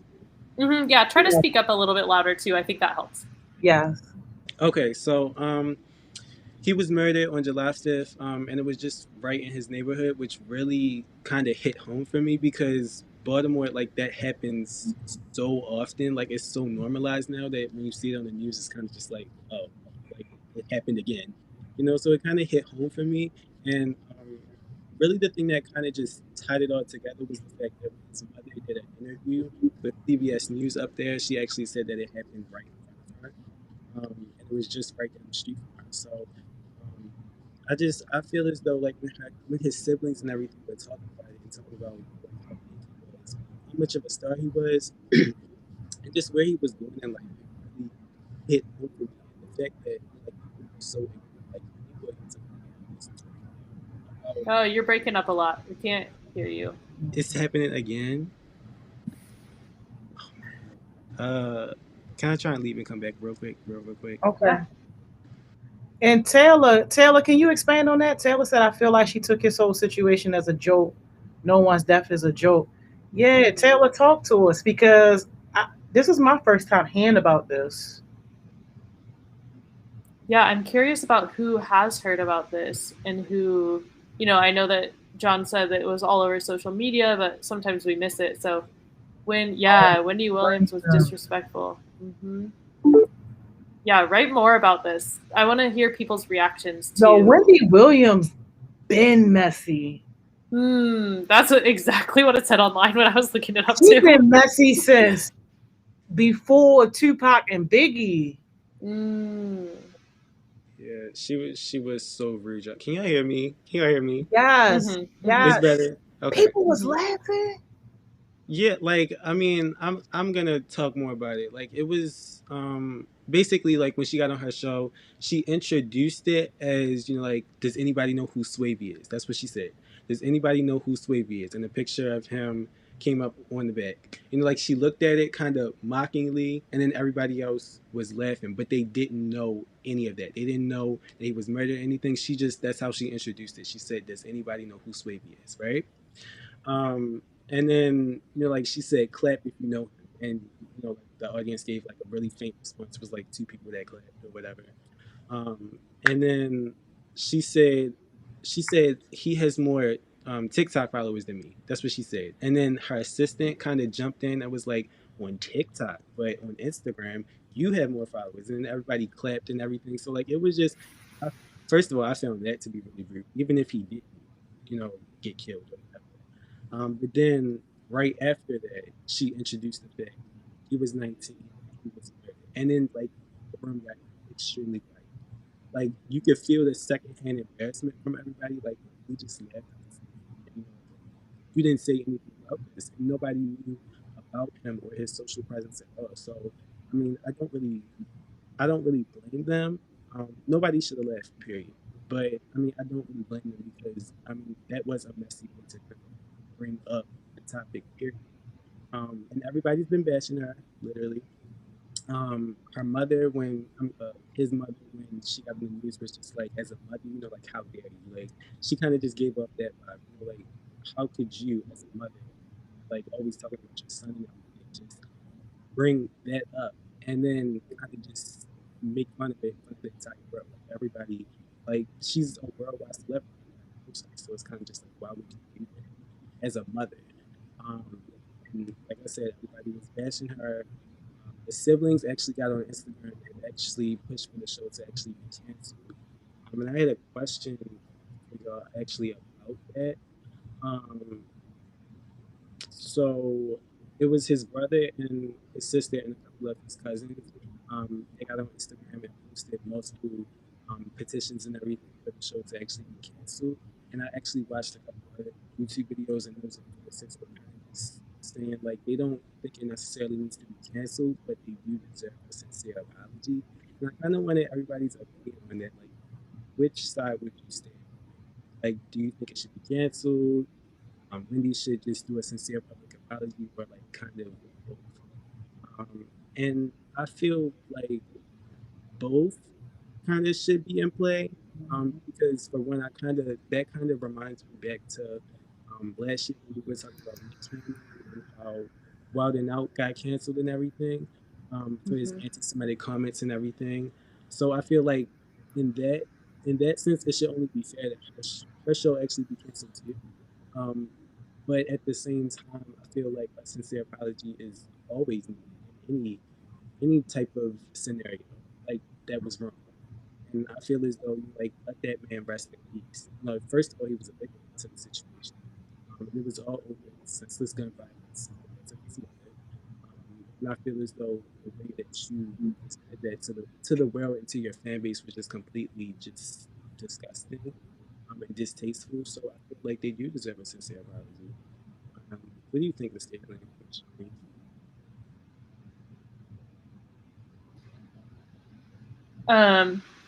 Yeah, I'm just reading the comments right now and seeing a lot of people agree with you that they think both like that she should apologize and that she should be canceled, and a lot of people are just like, just cancel her. I agree, and I guess I don't like. I mean, it sounds like she's been messy for a long time and been disrespectful for a long time. So it sounds like this. I mean, if anything, this sounds like the kind of the final straw that she should just be done. And I mean, I'm not totally all about cancel culture all the time, but this just feels so disrespectful. And I think that like there is an opportunity here for her to apologize and also bring up the like larger issue of police brutality and of, you know, like homicides and of murder and all of these types of things. And I think that she could like do that, but it sounds like she's not the type of person that's going to do that, right? And it sounds like she's not the type of person who, I don't know, she just wants views maybe, and I don't know how that would like land with her listener base or her viewer base or whatever. So I don't know. I feel like apology is needed, but it sounds like she's just so problematic. I don't know. Miss Joni, what do you think? Yo, I appreciate Taylor and Alicia for updating me because their comments really been kind of helping me get up to speed on this. I've never been a Wendy fan just because I'm not drawn to like drama and bullcrap. Like I like stuff that's uplifting, that's inspiring and stuff. So I've never been drawn to her. So for me, yo, bye Wendy, cancel all day long because how dare you have people laughing at a dead man? Like that's crazy. That's crazy. And I guess I'm the one part I'm still not clear on yet is the audience. The audience couldn't have possibly known. Like, did they know that he was deceased when she was asking about him? No, because it was the way that she introduced it. Like she was like, "Does anybody know who this is?" And you know, like then after that, she was just like, she kind of made fun of the whole you got more TikTok followers, I had more Instagram followers thing. And then after the audience started laughing at that, then she said she was murdered last week. Blah, blah, blah. So My God. Why would she introduce it like that? That is so God. disrespectful. Like, my oh, it that just made blows me my sick mind. in my stomach, y'all. The secondhand embarrassment was so real after I watched it myself. Like it was just like the entire setup was wrong from the start. Like honestly, when I saw the name Wendy Williams talking about the situation at all, it kind of just left a bad taste in my mouth knowing her past about talking about stuff like that. And I know a lot of people who, you know, like do drama shows and messy shows, but I mean, like even the shows that I've seen of other people doing that, they even have enough decency and respect to just, you know, like give their prayers, condolences, and everything to the family. Like I've seen that from other, you know, like drama shows or whatever. But it was just so different with her, and I mean, like I think she's deserving everything that comes to her, honestly. And yeah, like I don't know, like the audience, like I said, I don't necessarily blame them because of the way it was introduced. They shouldn't have left it, like I said, but I mean, they couldn't have possibly known. So that's Yeah, why man, I don't really blame them. Yeah. Like it was, yeah, and everybody in the comments is just echoing that. Like her rent is due, she's fine, she's just right, messy, like right. all of that. Like as she is. I mean, like Negative it's no way attention. to put it. It's no other way to put it. I think it should be canceled, like fully. Like it's going on long enough. I mean, honestly, I don't even think she has enough clout to continue. If we're being honest, um, no young people watch it, as far as I know. I don't know. Like it has to go. In my Wow. Kai said she clowned him for having more clout than her, and then laughed because he was dead. Yeah, the Yo, followers thing, and then yeah. That's what that was. It was wow. just disgusting, so disgusting. Like, and I think like this ties into such bigger issues, into like being just abusing social media. Like I hear my father talk about it all the time, and like I used to think like they're crazy. Like who uses social media? Like Wait, we I can't hear never. you, John. Is it Yeah, I better? was struggling. I thought it was just me, Miss Caitlin. I was struggling. Is it No, better? can you just repeat what you said after you were like, this brings up the bigger issue of social media? Then what did you say after that? Yeah, so I think this brings up like just the bigger issue of abusing social media. Like I feel like I don't know, like my father used to talk about it all the time about how the way that social media is used now is just completely wrong. And I always used to kind of brush that off because it's like I didn't really notice it. But like when things like this happen where like you have a very, very big public figure just disrespecting something so big, and like everybody else just going along with it, I mean, it was distasteful. And I mean, honestly, it's one of the most distasteful things that I've ever had to bring up thus far, in my opinion. And I think I don't know, like it's just an apology definitely I feel like won't fix it at this point, because like I said, it was number one, it was something that was so big. And I mean, you're a public figure. I mean, it's not like she's just any old random person on the street. I mean, like she's been doing this for years. So I mean, it's not gonna go away. It's going to follow her for the rest of her career. So I mean, it's not much that you can do about it. But I mean, like an apology is needed regardless. Yeah, Like I said, it's just I don't know, it's crazy. speechless, very speechless. Was he a black boy, baby Barack? Yep, yep. And he actually had a name, like I said, it was Matima Abasi Miller, and it stands for strong heart in Swahili. So yeah, like he was very engrossed and just full of good spirit and good life. And like as a black man, it's hard to do that. And have people notice it. He had like 2.1 million followers on TikTok just based off his spirit. So like he was a really good person overall. But it just makes it so much worse that the fact that he is a black man and Wendy is a black woman bashing a black man that was murdered. Like it makes it all the worse. And I don't know, like even his sister said it herself. Like it's sad that now they have to worry about getting a lawyer to go against her after they didn't even bury the man yet. He hasn't had a funeral, any of that yet. So I mean, like they're raising money for it right now. Like it's a GoFundMe out there, I think. And I read about it. It actually said that they raised about $24,000 for it thus far. But even still, I mean, like she's having to worry about all of these things, and then the mental aspect. She said of just like watching her son die right in front of her. Like it's just I can't imagine what the pain is for her. Um, it's just it's so disgusting, so distasteful, and I don't think she really understands the longevity of what this could do to her career, and what the mental deterioration of everybody else. Like I don't know, like I think that's what fame does to you eventually if you use it in the wrong way. And I think she's definitely gone along with that for way too long. So I don't know. Like we'll have to see what happens, but it's a lot, y'all. It's a lot. It's a lot to uncover. It's a lot to unpack, And like I said, it just really opens up to so many other different topics of black on black crime and why it's more popular than white on white crime. And the fact that we have a black woman bashing a black man. Like and I feel like it kind of gives like racists kind of a reason to be like, why should we support them if they don't support themselves? And I feel like I actually had a question about that. Like, it was, in the eyes of racists, does the black community's crime on one another influence the idea of inferiority? And I feel like it does. This is a perfect example of that. Like not supporting somebody who's not even here to defend himself and then bashing him for it.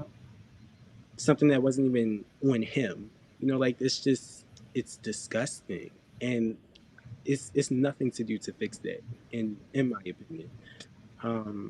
But y'all can definitely answer this question too.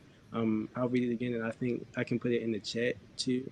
But Miss Caitlin, Miss Young, what do y'all think? Because Well, I don't want to be like super duper deep, but I think that we just haven't fully recovered from a lot of the psychological damage that was done to us. And I think that even though like we weren't alive in those days, I still do believe that some of that stuff is just like passed down from generation to generation. And back then, they needed us to be against each other. That was the one thing that they knew, that if we ever got together and really supported each other, that we could have overturned. Like, you wouldn't have been able to keep us in chains. They knew that the chain they needed to keep the tightest was our psychological chain, because we were strong enough physically to do it, but we just didn't know that we could do it because our minds were in bondage. And I just feel like that mental bondage has just carried through these bloodlines. And like, for people like Wendy Williams, who's just a perfect prime example right now, like, yo, it's okay for us to tear each other down. It's okay for us to disregard our life as if our life does not matter. And like, coming up to just present day, it's like, yo, black boys, black men, y'all got it the freaking worst out of everybody. Like, y'all literally walking around here with a target on y'all back, whether you know it or not. And for that lady, I believe she got a black son too. Like, yo, how dare you give them one more problem? How dare you be a problem when you already know what they face? This whole thing just disgusting me to my core. it just makes it all the more okay. I feel like it makes it okay for them to continue and just continue to do this and just continue to make it worse. And I feel like you said, Ms. Strong, like it is giving them one more problem. It's giving them one more reason. It's giving them one more pathway to continue this behavior all the more worse, 10 times worse, if that. And I don't know, like I feel as though, like I said, for one, there are a lot of measures that have to be taken. Like I said, it's in the media now. Wendy can't take it back. I think she does need to show this. I think the show does. It either needs an extremely long break, it needs to be canceled completely. I'm more for the cancel culture, this situation right here. But I mean, like, I don't know, like, just topics like this just make me so speechless because it leads into so many different other issues that I feel like being fixed it's not an easy process. Just us going back on the word of Black Lives Matter, like all of that, it takes away. It takes away from everybody else. And it's, like I said, it's racist. It makes it seem like we support each other. Why should we support? Why should we make it to us? It's crazy. It's really crazy. Yeah, I agree with you. And I don't think it's always like so explicitly said by, white people who are acting racist. Like, we live in a racist society. So, but white people who are like saying those things, I think it's like just ingrained, like they like think it, but they wouldn't say it out loud, but they do say things like I've heard people say stuff like, you know, when you talk about like the homicide rates for like Black men, and they'll be like, oh, but it's Black on Black crime. And it's like, it's stuff like this that like perpetuates that. And it may not come out as like, oh, Black people don't support each other, but it's like, oh, it's Black on Black crime. And that's what it's like being perpetuated as. And it just takes away from like the bigger issue. So I agree with you, John. Yeah, I guess all I would have to really say to that is it's a mixture of both. It's a mixture of Black people not supporting each other. It's a mixture of Black and Black crime. It's all of that. And it digs deep into issues such as the system not supporting us at all and not really being built around us. And I feel like Black on Black crime happens like this.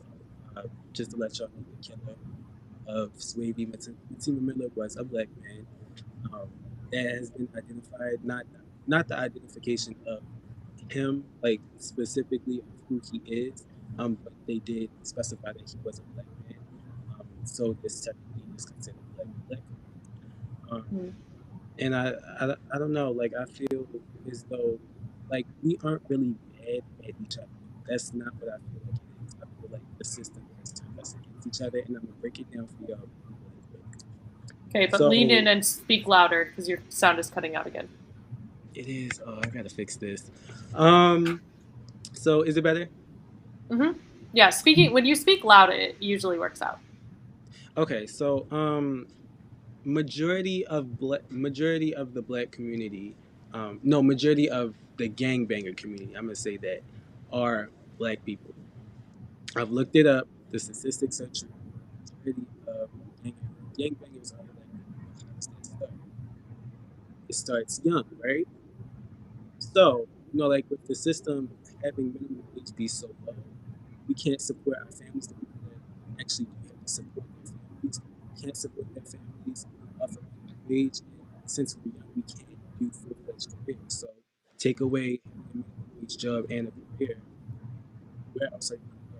At least we want to clear getting into selling drugs and get into selling drugs and like lifestyle opens up so many more pathways. John, your sound is cutting out a lot right now. Again? Oh my god. Yeah, a whole lot. You might need some headphones. Let me try to summarize what you were saying while you figure that out. So I think what John was saying was, so he was like, a lot of people in gangs actually are Black people. Like that's the majority, according to his statistics. And he was saying, but how does that start? We have to like take a systemic approach and think about like why that is the way that it is. And so I think what he was saying was, it has to do with like poverty and how wealth is like passed down through families, right? Because if you don't have, and no, I'm sorry, my lighting is like weird. I'm trying to readjust. But if a family doesn't have money, then people are going to do what they need to do to survive, right? And if that means getting involved with gangs in order to survive, then like that's what people are going to do, right? And so, and then it becomes like passed down. Maybe parents are involved in gangs, and then the kids get involved because they see that that's the only way. They think that that's the only way to survive, and so they get involved with that. And so, and then it's like passed down. And so, but if you trace it back, it's really the systemic issue relating back to poverty and relating back to this disparity in wealth between white people and Black people and other people of color. Did I summarize it, John? Basically, you did. Is it extremely so much better? So much better. Okay.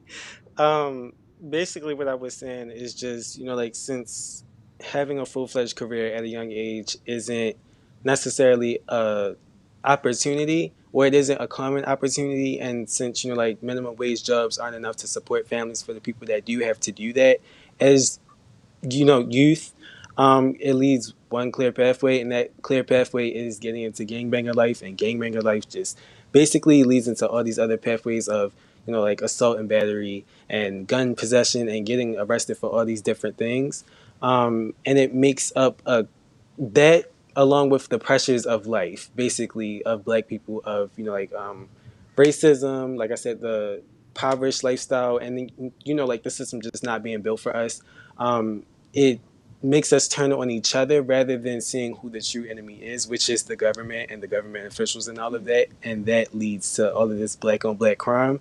And Swavey, who was a victim of the entire situation, got killed for it, essentially. So I mean, I try to put all of these pieces together and kind of just connect the dots and just connect the puzzle, and that's what I get from it. Honestly, I feel as though it's not a clear answer as to why this happened the way that it happened. However, I think it's me just putting that together kind of helps us get one step closer into figuring out why things actually are the way that it is, instead of finding one simple answer.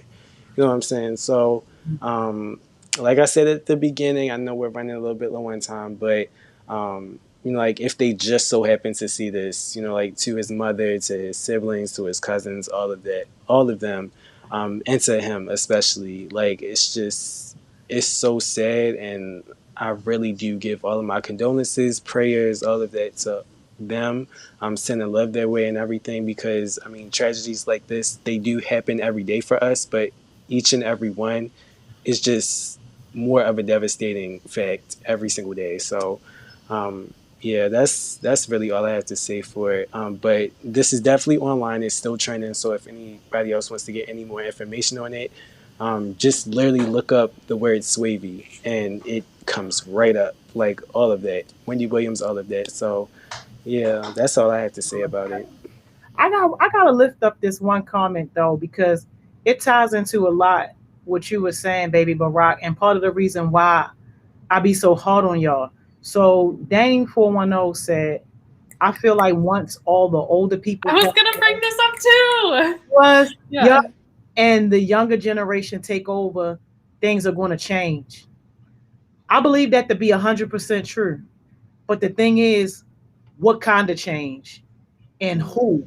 Because if y'all not in positions of leadership, then it's going to continue to be the way that it is now, which is a minority of people controls the majority of people. A minority of people controls the majority of the wealth. And it's going to stay like that if the trends don't change, because the racist people that we talking about and the people who the system benefits, who wants the system to stay the same, oh, trust and believe, they reproducing as well. And they are making more baby thems. And those baby thems are basically kind of your competition. And if you don't have yourself in a position to change a law, to influence regulation or legislation, or to be a judge, or to be in a position of power, then guess what? Your grandchildren are going to be having the same problems that you got right now. So that's part of the reason too why I hold y'all to a higher standard, because I'm like, yo, if you're not really out in this world helping to be a part of the change, then I mean, you've done nothing for the next generation that need to come after you. Can I add on to that really, really quick? Yeah, so I feel like that, along with just the idealisms, are so important for this generation. I feel like that's why I love Gen Z so much, because we make sure the ideas that we have are heard. And I feel like we did that more than the past generations, more than generations all before us. And we're the ones that actually make sure that they get presented into the media. And since social media is a thing, it's so much easier for us to be able to communicate that to each other. And I feel like that's the number one thing we have to control, because the reason why we have racism now is because it's an idea that's passed down from generations to generations to generations. So if we change that narrative and put a new idea into people's heads that we should be equal and be treated with equal rights and all of that stuff, literally everything that comes with that, then when we do get into those positions of power, like you were saying, we can start to change the narrative and start to turn it in a new direction. And that's when things will start to get better for all of us. Totally.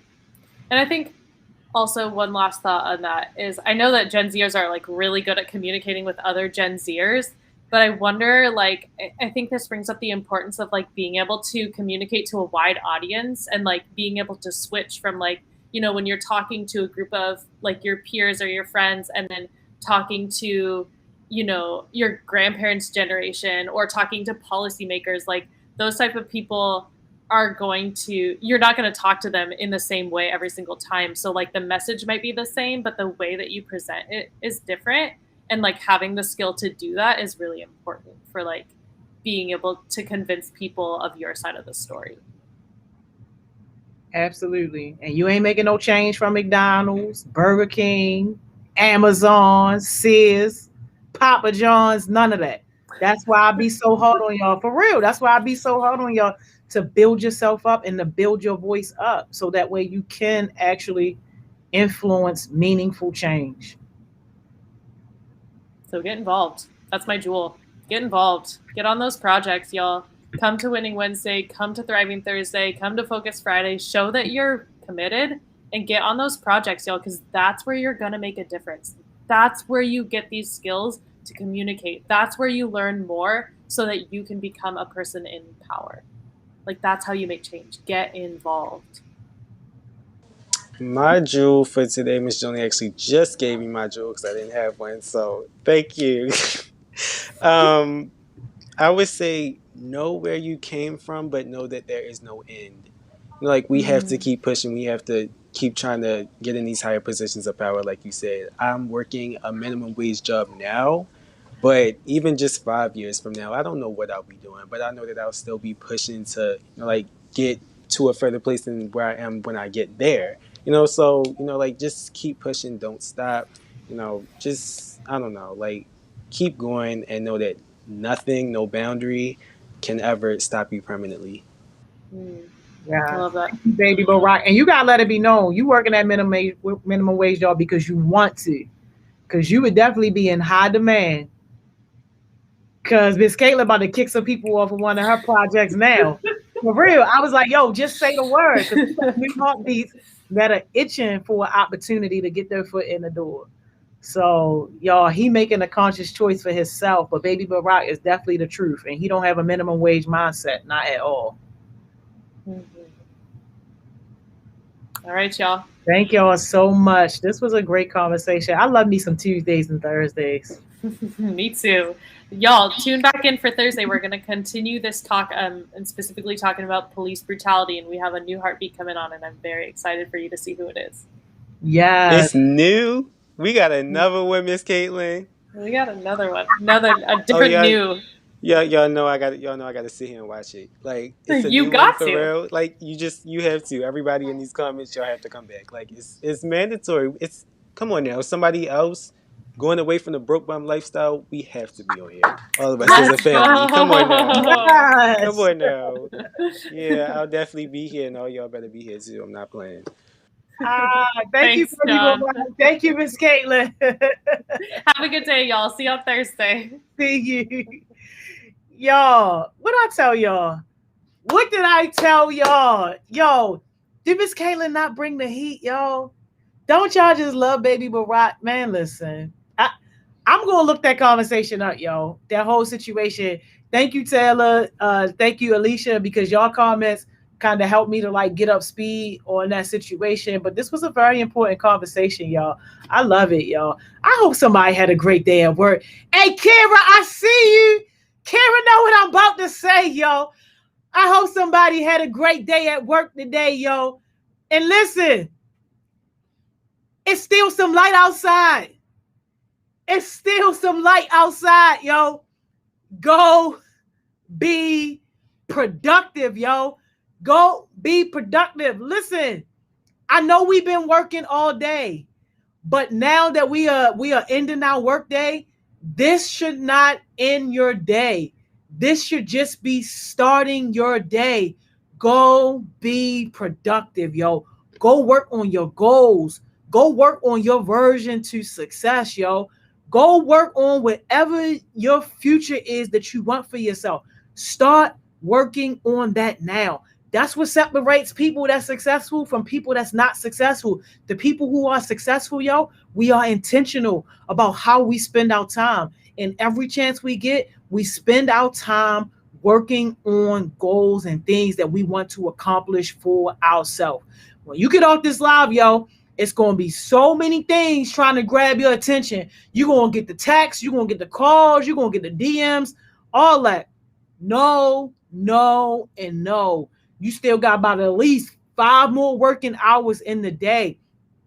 This is where you got to discipline yourself. This is where you got to really hold yourself accountable and say, no, I'm not going to stray off. I'm going to work on my goals. I'm going to work on my version of success. And like, yo, that got to be a personal commitment between you and you. And you got to commit to not breaking that commitment. Just keep your promise to yourself. If you know you want more for yourself, yo, keep your promise to yourself. If you know you want to start creating and executing on your goals, keep your promise to yourself. Donovan is already ahead of me. He already knew what I was about to say. Because, yo, tell him again, Donovan, if you ain't got no goals, oh, my God, yo. This my stressed out look, yo, if y'all ain't know. If you ain't got no goals, yo, oh my God, that is a bigger problem, yo. Please don't hit my phone. Please don't slide in my DM, yo. If you on Facebook, don't send me no Facebook message, yo. If you ain't got no goals, yo, that's where you start. Yes. Hey, Carolina, yes, y'all already know. Don't hit me up, yo. Hit up one of these OG heartbeats, yo, and let them help you get some goals, yo, because that's where you start. It's nothing worse, yo, than being in this life and not having no direction. Your goals are going to give you some direction, yo. Your goals are going to give you some direction. And guess what, yo? When you ain't got no goals, yo, other people's goals become your goals. Other people's direction become your direction, yo. Other people's priorities become your priorities when you don't have your own. That's why it's so important to have your own, yo. So, yo, go get them goals done. Go be successful. And if y'all rocking with us tomorrow, then you already know, 10 o'clock, we on here. I'm out of here, yo.